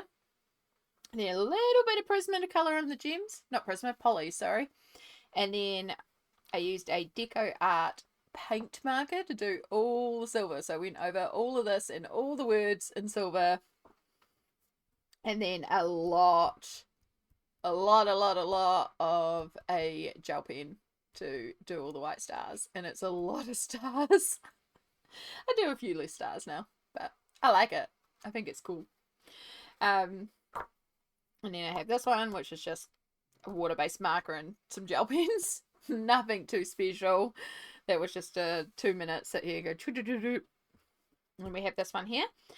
This is actually chalk pastel. I have 3 chalk pastel pages. I didn't realize I'd done a chalk pastel page here. Actually, it could be distress ink, but I actually think it might be chalk pastel. It does feel like it. Ugh, feels like the horrible fixative. I'm going to say it's chalk pastel, and I just have a 3rd one I didn't realize. So glad I don't do chalk pastel anymore. And then Polychromos. I know that's all Polychromos. And that's another Deco Art metallic paint pen. That beautiful rose gold. And then we have this double page spread. So this one was a whip for a really long time. So it is Prismacolor. And then there is a little bit of a gold metallic gel pen. And then a bunch of Mod Podge extreme glitter, which kind of smudged some of the gel pen and also caused a little bit of pink shading through there. But that's okay. I like our introduction to Ivy. And then we have this one here. I think the background is watercolor, but it might be crayons as well. It might be water-soluble crayons. I'm not 100% sure what I used in the background there. Whatever I used, I don't like it. So I should have, that's probably why I don't remember it, because I don't like it. But then this is done with, I think, Pablo's, to be honest. I think Pablo pencils.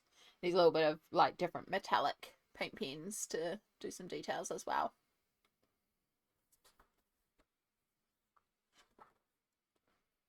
And then we have the Room of Wonder. This one took so long, and I remember being so pleased with it when it was done. I did this entire spread with Faber-Castell classic coloured pencils. And I specifically said to myself, you can do every colour except for pinks and purples. So it feels very brown, red dominant. And I did have a list of like all the colours, and I kept it, like it was a large palette. I think it was 13 or 14 colours, but I did keep it to those 13 or 14 colours. And I only introduced peach when I did the background, because I was like, I need a wall colour. And I realised that I hadn't used peach, and it would go really, really well with all the rest of the colours. So yeah, I really do like this. Even though it has no pink and no purple, it's very cohesive. And then there's a little bit of white gel pen. I think this is Pentel. I'm pretty sure I used to use their white for my gel pen for a long, long time. It's either that or it's Sakura Jelly Roll. Those were my 2 white paint pens for a long time, till I got Posca. And we have this butterfly here. She's pretty straightforward. It is distress inks in the background and water-soluble crayons for the middle, and then Deco Art gold paint pen. And it did ghost a little bit on this side, but that's okay. I'll work with that. And then we have this one here. So part of the reason why this one has been painted black in the background is to clean up from the other side, because I did have some spill through. Same with why I've got distress ink here, because I've got some spill through, but I like how it came together. I do have a couple of little areas I need to like touch up the black because it's not quite perfect. I obviously touched up across here with a marker at some point, and it's not quite the same black, so it's kind of obvious, but it's okay. It won't take long to touch up at some point. So I use Prismacolor to colour all this in. This is Stickles for the green glitter here and all the little glitters over here. A little bit of Posca paint pen too under it to do all the little drips and stuff like that. And yeah, distress ink with water flicked onto it to create all that little speckling and create that magical sort of portal. As we head through to this page, which I freaking love. So I had an idea to do sort of like a fun background thing. And originally I tried to mask off some of these flowers, but I didn't really cut it too specifically. So I sort of just kind of went like this and generally cut around them and then used distress inks on the top half. But of course, you know, it was a very obvious blend. So when I took off the bottom half, it lifted some of the paper. So that is how some of the speckling happened on the other side, because it was lifted. But it was like a really obvious difference between the two. So I just grabbed a really light green and did that at the bottom, and then used some shimmer sprays and stuff to sort of blend the two together. It's not the best of gradients, but it does work. And then lots of Prismacolor. Yeah, Prismacolor to colour these all in. And then because I had sections where the paper was lifting because of doing the masking off with contact and then lifting the contact up, yeah, certain sections were lifting, so I just put a whole layer of Mod Podge Extreme glitter, and I love it. I love it.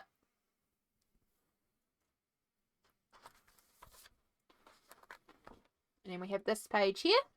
So I was working on this page. I had used the water soluble crayons in the background, and I had shaded the flowers around here, and then I was working on another page and I had made up my own glitter glue using Mod Podge and some various colours of glitter, and I had some left over, and I knew I had this page in progress at the time, so I was like, oh, I'll just slap it on this page and, you know, I'll do the rest of the pencil work later. It's Mod Podge. You can't work on top of Mod Podge with pencil. So I slapped it on, avoiding the flowers that I coloured in, but I hadn't done any of the grass or the leaves, so I did go over that because I was like, oh, I'll just work on it later. And of course I couldn't. So I came back to work on it. It's like, oh, I can't work on it. Duh, Amy. Duh. So yeah, then I was like, what am I going to do? So I ended up using paint pens to colour in all the leaves and flowers and grasses, which, considering the flowers are done in pencil and the leaves and the grasses are done in paint pen, like, these are difference between the two, and you can tell, but it's still kind of cool. I don't mind it. And then I think that might be the last one I've done in here. Yeah, that's it. So it is a good little amount, not a huge amount, but 8, 9, 10, 11, 12, 13, 14. That is what I meant to have. So yeah, that's Ivy and the Inky Butterfly. Alright, we have Lost Ocean, and I meant to have one page in here, and I believe that's correct because I know the page. It's my rainbow fish. Really, literally like my rainbow fish. So this one was done entirely in fine liners and a gold metallic gel pen, which I used to add in lots of little detail. And then I used washi tape around the border because it had a border like this and I don't want to colour it. So it's like, screw that, washi tape. Glitter washi tape, and I love it. I think it looks so cool. I did think that I should do the same over here but reverse it, so do like pinks to purples. I don't want to do a washi tape border though, because I don't want to have to cut around all these tentacles, so that's what I'm kind of was stuck on for a while. However, I do have a cardboard that is very similar to this, and I could cut out little circles and make little bubbles. So I could add in some bubbles of like a glitter cardboard like this, and then actually just colour in the border on the side. And then it would be cohesive and feel like they go together without being the same.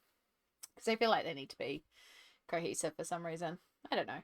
But yeah, I really like this one. I know a lot of people don't like Lost Ocean because it is so like super, super fine. Like a lot of her work in here is incredibly crazy fine detail. Which I agree. Like, I'm glad she doesn't do this as much now. But I think fine liners are going to be really fun to use in here. So, yeah. So that's Lost Ocean. That's the one that I've done in Lost Ocean. And then we have Magical Jungle. Sorry, my phone's just gone to sleep. So, turn you back around. All right, Magical Jungle. 3 pages.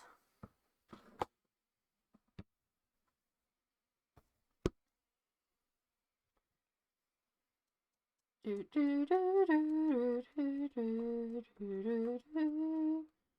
lots of cute animals in Magical Jungle. Ah, that's right. I've done the gecko. Got it. Done this guy. So this one I've used Gansai Tumby in the background to do this. So it's just splattering the colour on, and of course it granulates if you get the granulating watercolour. So it has this cool orange-green colourway that I used. And then to actually colour in the actual lizard, this is all super golden marker in a couple of different colours. So yeah, really simple colouring, but really effective. I really enjoyed that. It was just a cute little one to do. And then the other one that I've done here is the double page spread, which is this one here. And so this one I used watercolor in the background, and I was really trying to play with like letting colors bleed and run, stuff like that, and then splattering it as well. And then once the watercolor was dry, I came in with water-based markers and just colored everything really flatly because I wanted the background to kind of look like maybe it was running from the actual image that I colored. And then I just grabbed a gold jelly roll and did a couple of details. Really simple page, but I just really like how effective it is. I did debate with myself, like, should I come in and shade all this? But I really dig the flatness of it. I don't know how to explain it, but yeah. Tickled my brain in the right way, so we said the page is done.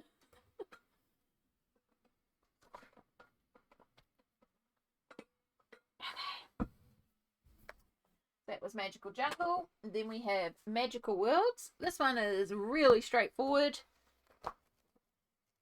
Nothing has been coloured in it. This was a recent Happy Mail gift, so thank you so much for this. I am actually really looking forward to getting into here. I think this is going to be my favourite Johanna book. Like, the images in it are absolutely stunning, and yeah, I am looking forward to getting in here. I've got my eye on a couple of them actually that I do want to start tackling soon, so yeah. And then we have Rooms of Wonder, and I should have 5 done in here, and I used to say this was my favourite, so might still be my favourite, but Magical Worlds, Rooms of Wonder, and also Worlds of Wonder, I feel like those 3 are some of my favourites of hers. I would also say 30 Days of Creativity, but I'm not colouring it the way that she's intended to colour it. So, yeah, that one's not so much. Ivy's also pretty cool. I do like Ivy as well.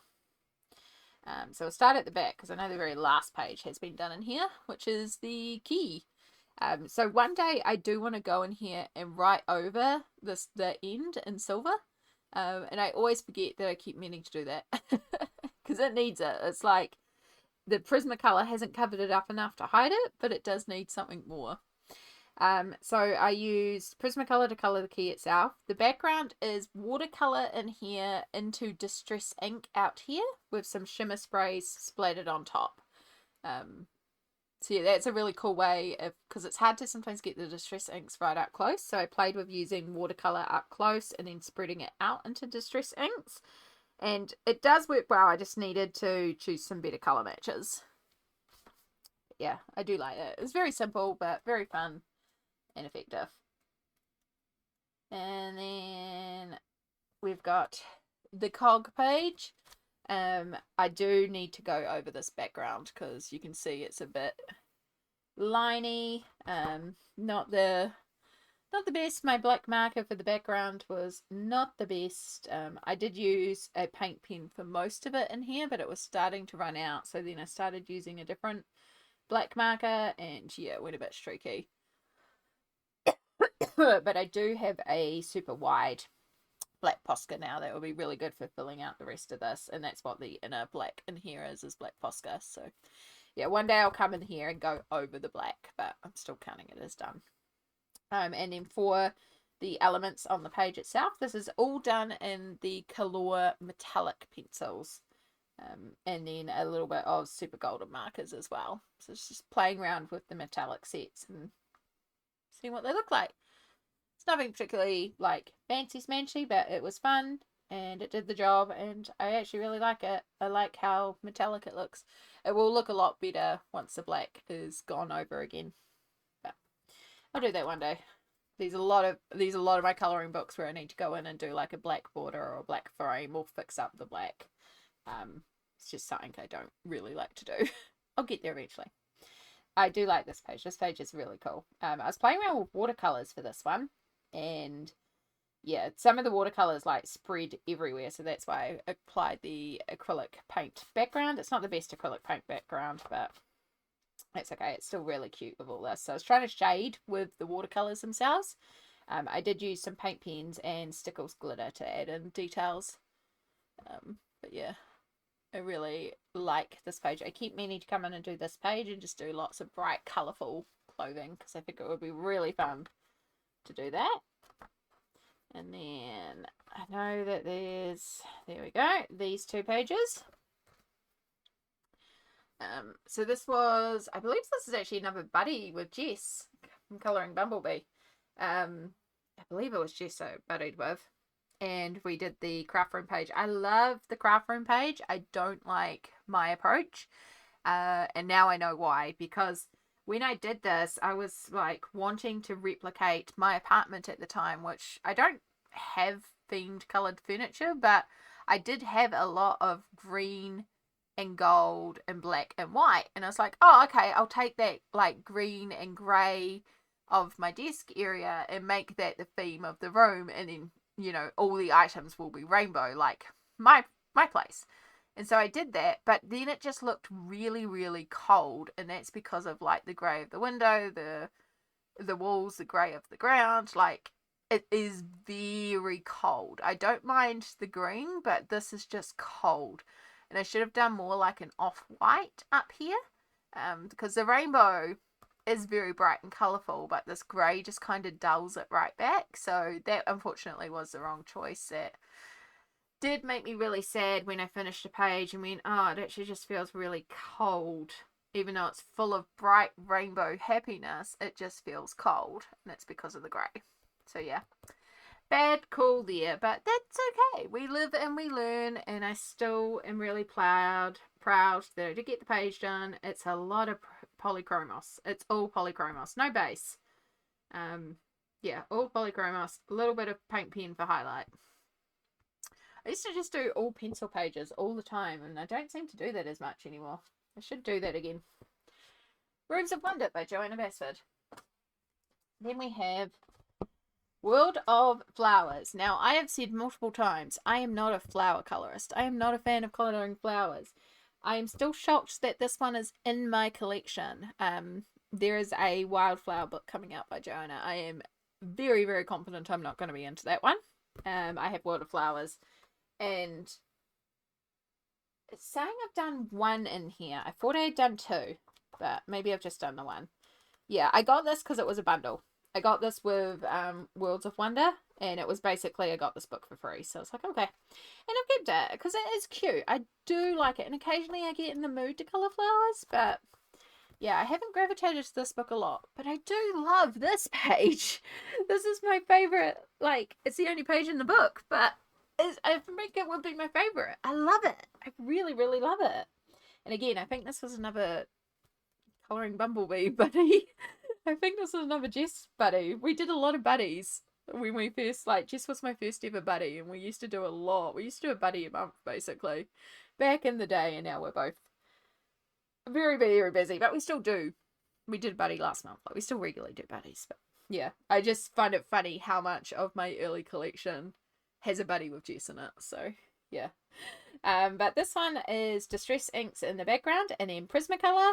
I actually coloured in everything first with Prismacolor and then I did the background with Distress Inks because Prismacolor being wax based, they kind of resist Distress Inks. You get like a little tint, but if you've got like a burnished enough Prisma, you can go over the Prisma and the wax kind of resists it, I find. So I often do that. I knew doing it like yellow might get slightly tinted, and I was like, that's fine. So yeah, I coloured in it all first with Prisma, then I did the Distress ink in the background, and then I went flick, flick, flick with some water to make all the splots.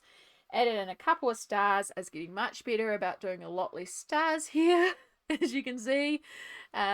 Even drew in a couple of stars and some highlights on the lamps. And yeah, I love this page. The only thing it's missing is glitter, and I'm really surprised I didn't put any glitter on the page, but I really love this one.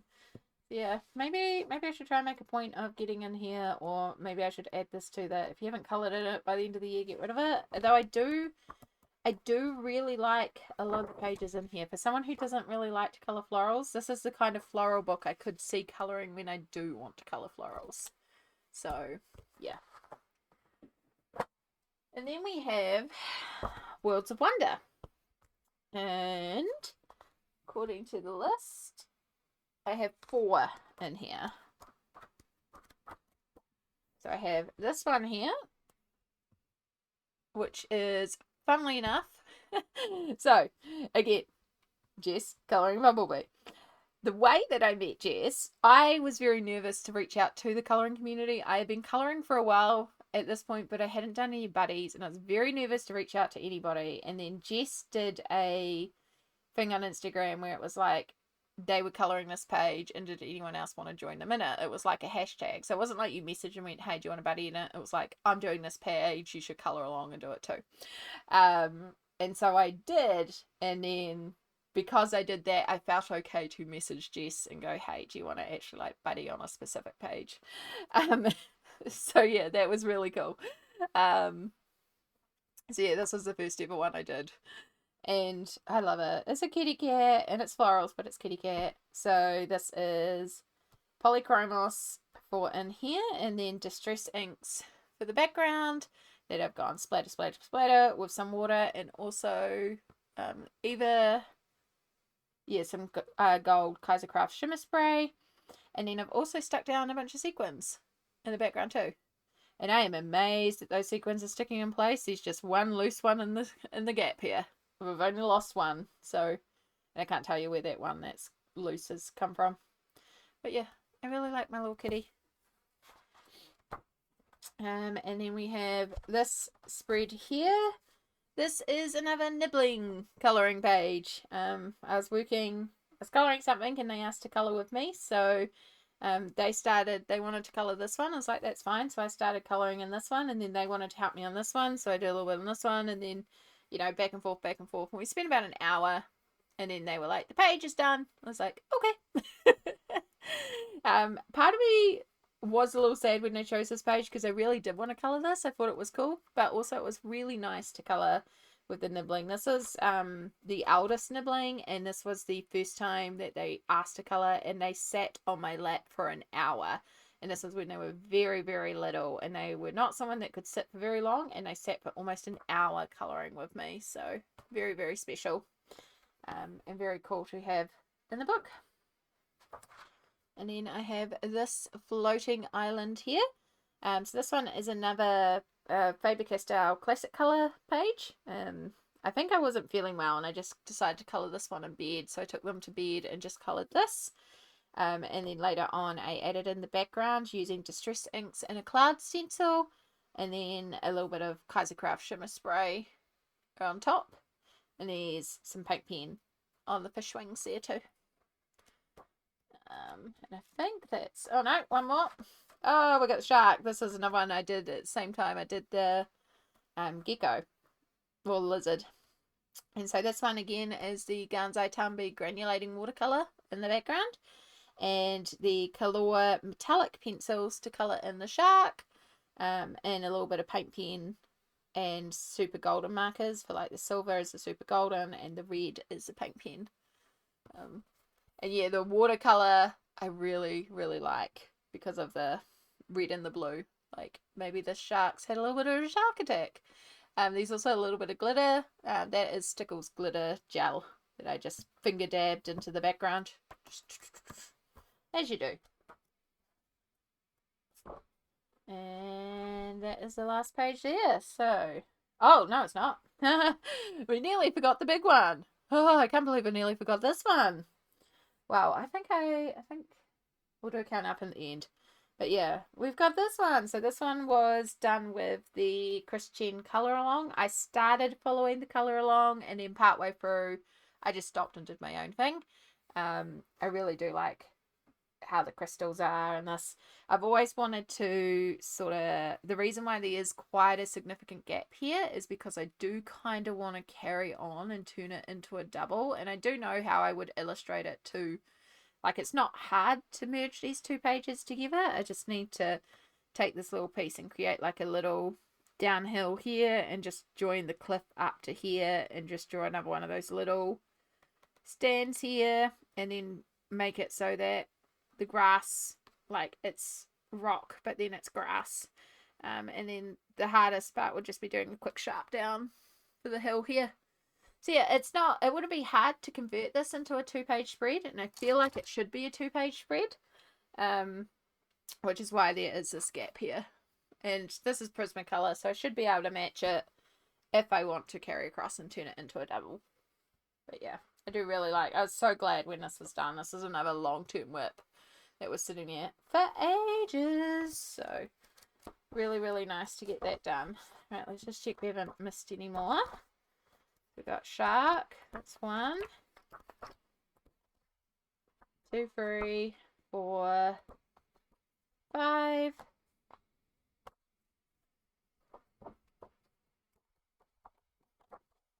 No, that's all of it. And okay, so I forgot to, update the list when I did that shark. 5. Cool. Okay, so there is one more Johanna Basford, and that is Small Victories, but that doesn't live on the shelf with the other Johanna Basfords. It lives in my hospital bag beside my Millie Marotta tropical postcards, which is a great way for us to roll into the next artist. So yeah, these two live next to each other. These two illustrators live next to each other on the shelf, but these two items live in my hospital bag, and that is because it is good portable books or postcards to colour when you're in hospital, and it's in a bag that is easy for me to grab if I fall and need to go to ED. I had surgery early this year, so I took the book with me because it's just a good portable book. So yeah, I don't gravitate towards this book because it's not on my shelf to remind me, but it is accessible. It's just in my emergency bag because colouring is sort of like my mental health thing, and if I end up in ED, it's boring as all heck, but this is a great thing to sort of keep me distracted in that. So yeah, I did not have to use that bag at all in 2025, and I am so glad. I would rather have that bag ready to go and not use it than not have the bag ready to go and then regret not having it ready to go. But yeah, very, very glad to have not needed it. I did take this book out in 2025 because I took it with me when I went to get my hysterectomy, but I basically did take down the colouring bag, the hospital bag, but I kind of took out a few bits and specifically chose items because I used up like the little travel toothpaste and I used up the toiletries basically because, you know, they have expiry. So I used them and replaced them post-surgery. Anyway, that was a ramble you didn't need. This is Small Victories. There's not a lot done in it. So there's this one here. I think I have Staedtler. I think I have a set of Staedtler pencils in the bag. Don't believe this is Staedtler. This is Polychromos. I did this one in bed, specifically to do a page in the book. I'm not a big fan of it, but hey, it's a page. Yeah, this book's a bit wild in terms of how I do things, so it's not my best work, but again, it's a hospital book. So this one here was done post-surgery, so the coloring's not great. I was pretty doped up, but it was what I needed to do. So this one is fine liners and metallic gel pens. I just used the various gel pens and fine liners I had in the book. But yeah, I remember doing that. I had my surgery Monday morning, so I was doing this Monday evening, and I was pretty dopey, but I wanted to colour. I had to use a white gel pen to clean up some overspill. I didn't do anything on the bubbles, which is interesting, but I might have meant to and never come back to it. And then I have this one here that was done on a previous hospital visit, and this one is done with a Staedtler fine liner. The Staedtler coloured pencils, the 36 set tin that I have in the case. And yeah, they're not the most pigmented of pencils, and they're not my favourite pencils to use, but they keep in the tin, and they're good portable pencils to keep in the bag. So that's what I had, and I just distracted myself by colouring the page and doing it in rainbow order, because that's fun. And then I think that's all I've done in here. Again, I don't do a lot in here because it lives in the hospital bag. Maybe if I really get into Johanna and I really do colour a lot of her work, I might get a second copy to live on the shelf that I do a little bit more in, instead of my doped up hospital stuff. But yeah, that's the last Johanna book. And then, as I said, that lives in my hospital bag with my Millie Marotta postcards. I've only done one in here, I believe. Yeah, just the one. Again, done at a hospital. I think this is a hospital appointment I did this one at. So yeah, this is just fine liners and a metallic silver paint pen, and then a metallic gel marker in the background. And yeah, this is all done with water-based markers. And yeah, I do like Millie Marotta's work. I find most of these postcards way too small to colour in most of the time, but because fine liners, there is a set of fine liners in my hospital bag, I was like, this is actually probably a good one to have in the hospital bags. Plus, it's individual cards. The thing is too is that you never know the situation that you might need it. I might need something that I can write on, but also if I have to go to ED with somebody else, I can share this around, Plus, it's good and it's portable, and I'm not likely to colour it anyway, because again, I find the images too small in these ones. So it's a good one to have in the hospital bag for travelling. So yeah, those two live in my hospital bag. And we'll just check our little spreadsheet to make sure that they say free.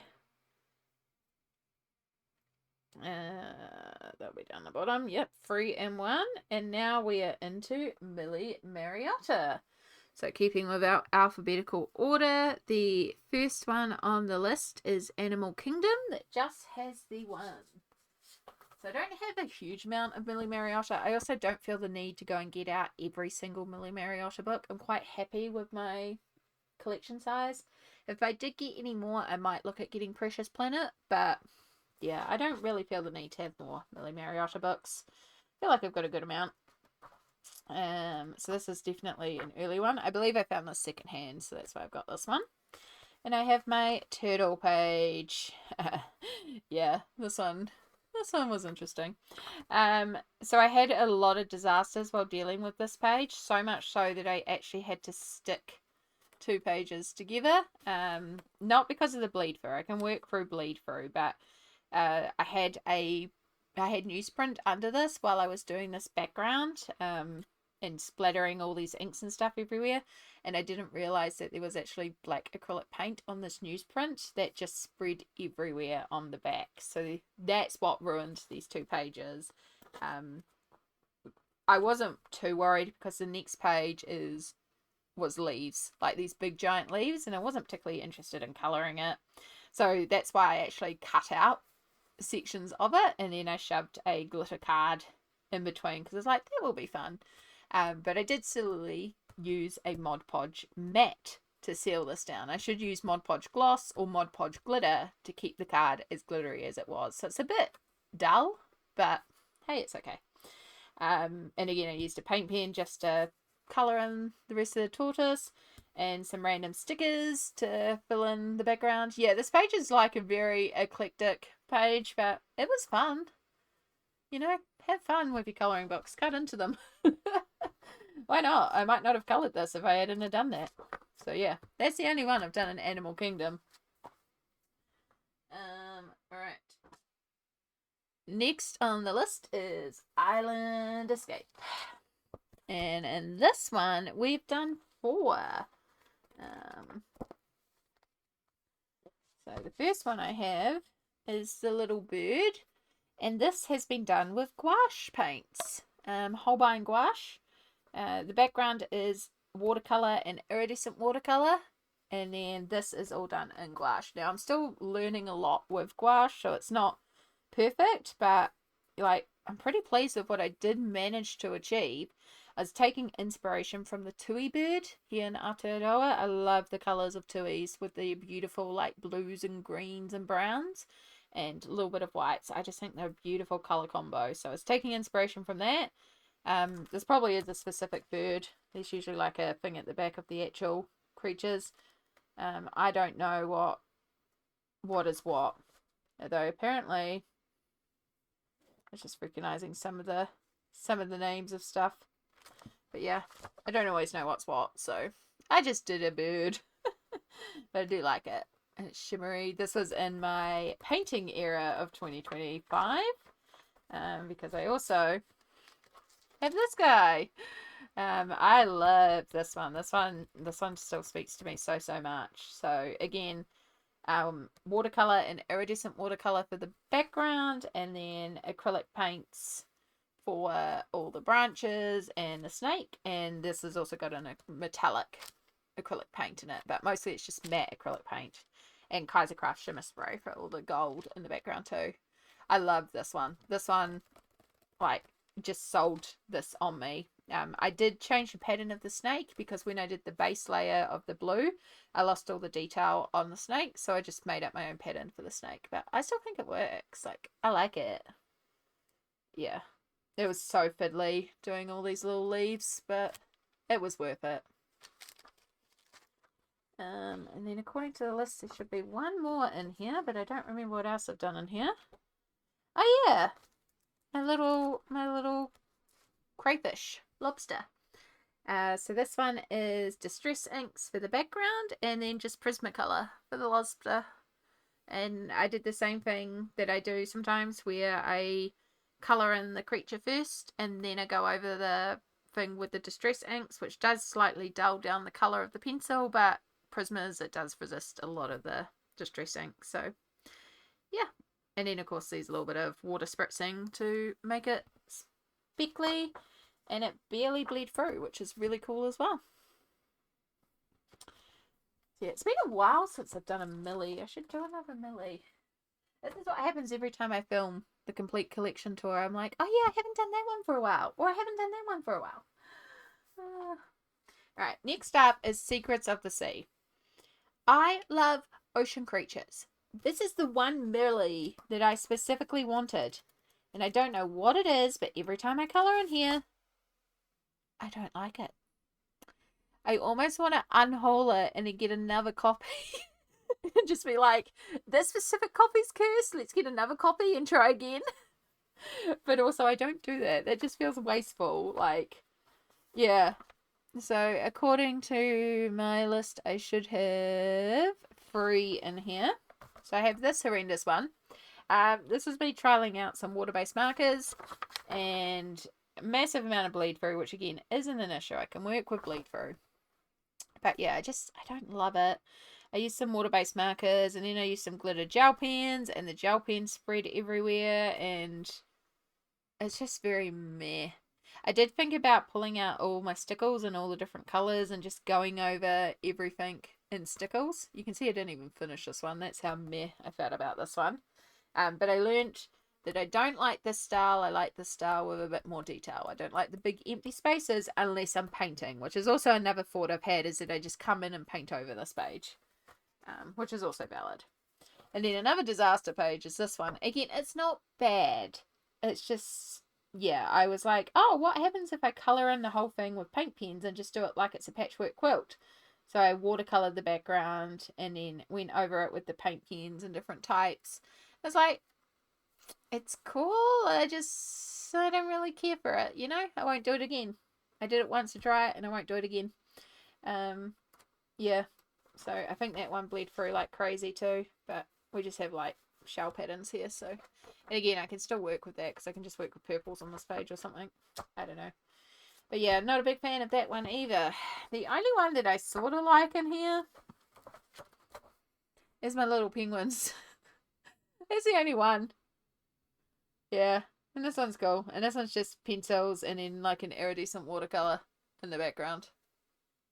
And I kind of tried to follow like the fact that this is all done in different shapes. So I just tried to follow that in the background and do it a bit splotchy. It just looks like a splotchy background, but it kind of works because it's all iridescent pearl. So it's like, okay, that's cute. So I like that one. But yeah, the other two I'm just like meh on. So I don't know if maybe I try one more page in here and then if it's hideous, I just count this book as cursed and replace it. But I could cut this one out and stick this into the new copy. I don't know, or if I just force myself to rework on the page, or I don't know. I love sea creatures, so yeah, that one's cool. It might be fun to do water effects on. I love water creatures, so this should be my go-to Millie. This should be one that I'm wanting to work in, but every time I look at it, I'm like, oh, you're the one with all the pages I hate. Yeah. And I mean, it's only 2 pages, so maybe I just need to sit myself down and challenge myself to be like, if I fix that one, if I turn that into something I like, then it's a bit better. That, I don't, but that's just, it is what it is. Again, it's cool. It's a cool idea, and it has got a cool effect. It may look better if I go over, outline them in like a solid color. Maybe that's what it's missing, is it needs an outline. Maybe I even lay into like the pattern effect and do like little stitch markers, like it's like a patchwork quilt or something, you know? But I think if I at least outlined it, it maybe would make it pop a bit more. And same with their eyes. Maybe outline their eyes. I don't know. I'll think about it. Let me know down below what you think. But yeah, I'm sad because I love sea creatures, and also I don't really want to buy it again because it's not exactly cheap. Books aren't cheap here in New Zealand. Anyway, Woodland Wild, my last Millie Marotta. So I should have 2 in here. I think it's a double from memory. Yeah. So again, I don't have all the Millies. There's a lot of Millies, but I'm happy with the size of the collection I have. And when I do something in Millie that I really like it. It's just, yeah. Let's just not look at Secrets of the Sea.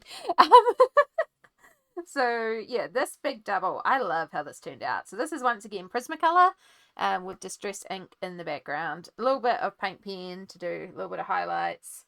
No glitter, surprisingly. Oh, there's a little bit of gold as well in some of the flowers. So yeah, really straightforward, but I really like it. I knew this one straight away. Like when I saw this, I was like, oh, I know how I'm going to colour that. And I like this sort of thing with Millie. So yeah, it's not something I thought I would enjoy, but yeah, I did end up. I have to give a huge shout out to Perfection Cider for getting me into Millie. Like, very much the influence on why I enjoy working in Millie as much as I do. But again, I'm not desperate to get a lot more Millie. I feel like it's a good size collection. And then we have 3 more books on this shelf, and then there's one whole shelf done in my collection. Yep, one shelf is just Kerby, Johanna, Millie, and Paula Brune, who is a new to me illustrator. Yeah, I feel like Kerby's always front and center first in my collection because Kerby is my favorite, and then Johanna is usually beside Kerby because I don't know. I feel like even though they're very different illustrators, I feel like there's some tie across, mostly because I associate them because they're both older illustrators. Like they started way back in the day. Because Kerby, of course, has like Doodle Invasion from 2013. Johanna, I remember, like, was my introduction to colouring in like 2015. Like, they're both older colouring illustrators that I remember.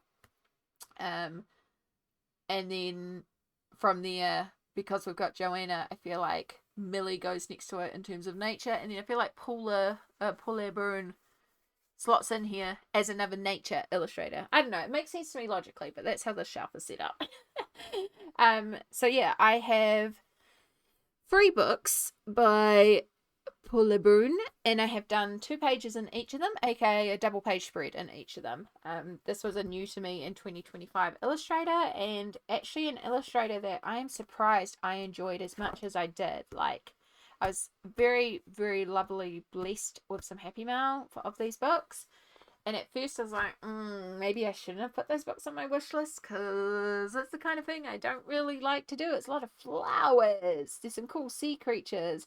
There's at least a little bit more sea creatures in it and stuff like that. And they're kind of odd, some of them. And like, I can kind of get behind this. Let's give it a go. And then I coloured in it. And I was like, I actually really like this. So I'm very, very grateful to the anonymous gifter who decided to treat me to some surprise books. Alright, so first up on the list is Amazon. So this is actually the first one that I did a page in, and I just decided to do this little introduction page. It's not much, but this was like me testing the paper of the books.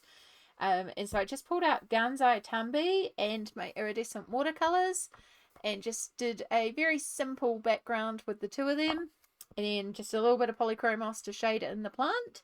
So yeah, it's really not much, but what I was really impressed by from this was there's no bleed through. There was leak through from the center because this is stitch bound, but there was no bleed through from the actual paper.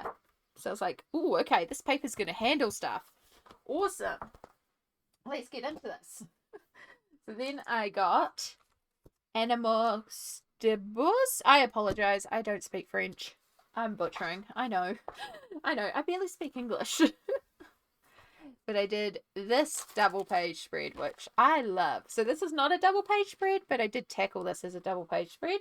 I also really appreciate how at the back we have not only what the things are, but it's with an image, so I know exactly what is referring to what. Even if it is all in French, but Google Translate exists. So yeah, this is all Gansai Tambi in the background. I did mix a couple of different colours together, and again I also added in some iridescent watercolour to do this fun background, and then it's just polychromos pencils on top.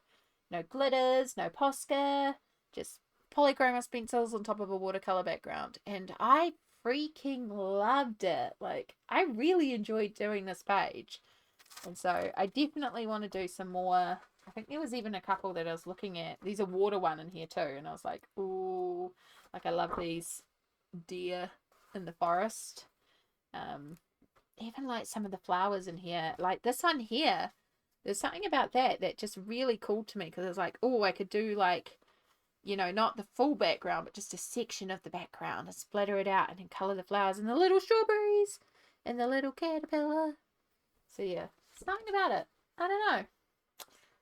You know, and this is why, even though I say I'm not a big fan of colouring flowers and plants, I also don't limit myself to not having books that have flowers and plants, because sometimes they surprise you. And then the third one I have is Fawn Fragile.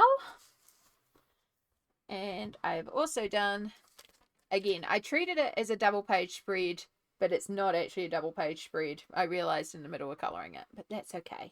It is the same area. I think it was Brazil when I looked at the background information. But yeah, I did treat it as a double page spread. So again, Gansai Tambi in the background. I mixed a couple of different colours together, as you can see, so they're granulated all over the place with the iridescent watercolours. The iridescent watercolour doesn't have a name. It's just some cheap stuff. I had a set from Kmart here in Aotearoa that I loved. It was iridescent. It was multiple duotone. It was gorgeous. They sold out of it so quickly, and if I had realised how special it was, I would have grabbed like 10 of them, because I'm just about out of it. I've used it so much. I have some like cheap iridescent watercolour that I got off AliExpress, and does the job. It's not as pretty as this Kmart stuff, but I'll find it again one day. But yeah, so that is what's in the background, and then just polychromos pencils again. And I did look up references for like all the flowers and plants and stuff like that. So yeah. So yeah, that was my Pull Broon, and that is shelf 1. Woohoo! So yeah, that was part 1 of my complete collection tour. We'll see how long it takes me to film this, because this has taken all day just to film part 1. And I only had today, and I was trying to film multiple parts today. But also, yeah, that took a while because I needed some breaks in between for my throat. But hey, it's done. So yeah, I will be back with part 2 very, very shortly. I have no idea what we're filming in part 2. We'll see. I'm rolling with this as much as you guys are. I hope you've enjoyed. If you've made it all the way through this video, I don't know. I don't have emotes on my phone when I'm on YouTube. I watch YouTube on my computer, so I don't emote. But you know, people say put an emote. I don't know. Let me know that you watch the whole thing. I don't know. Good on you. All the kudos to you. Celebrate yourself, because this is a long video and I have to go edit it now. But yeah, all the aloha to you all. I take care. I really hope you enjoyed this, and I'll see you in part 2. Bye.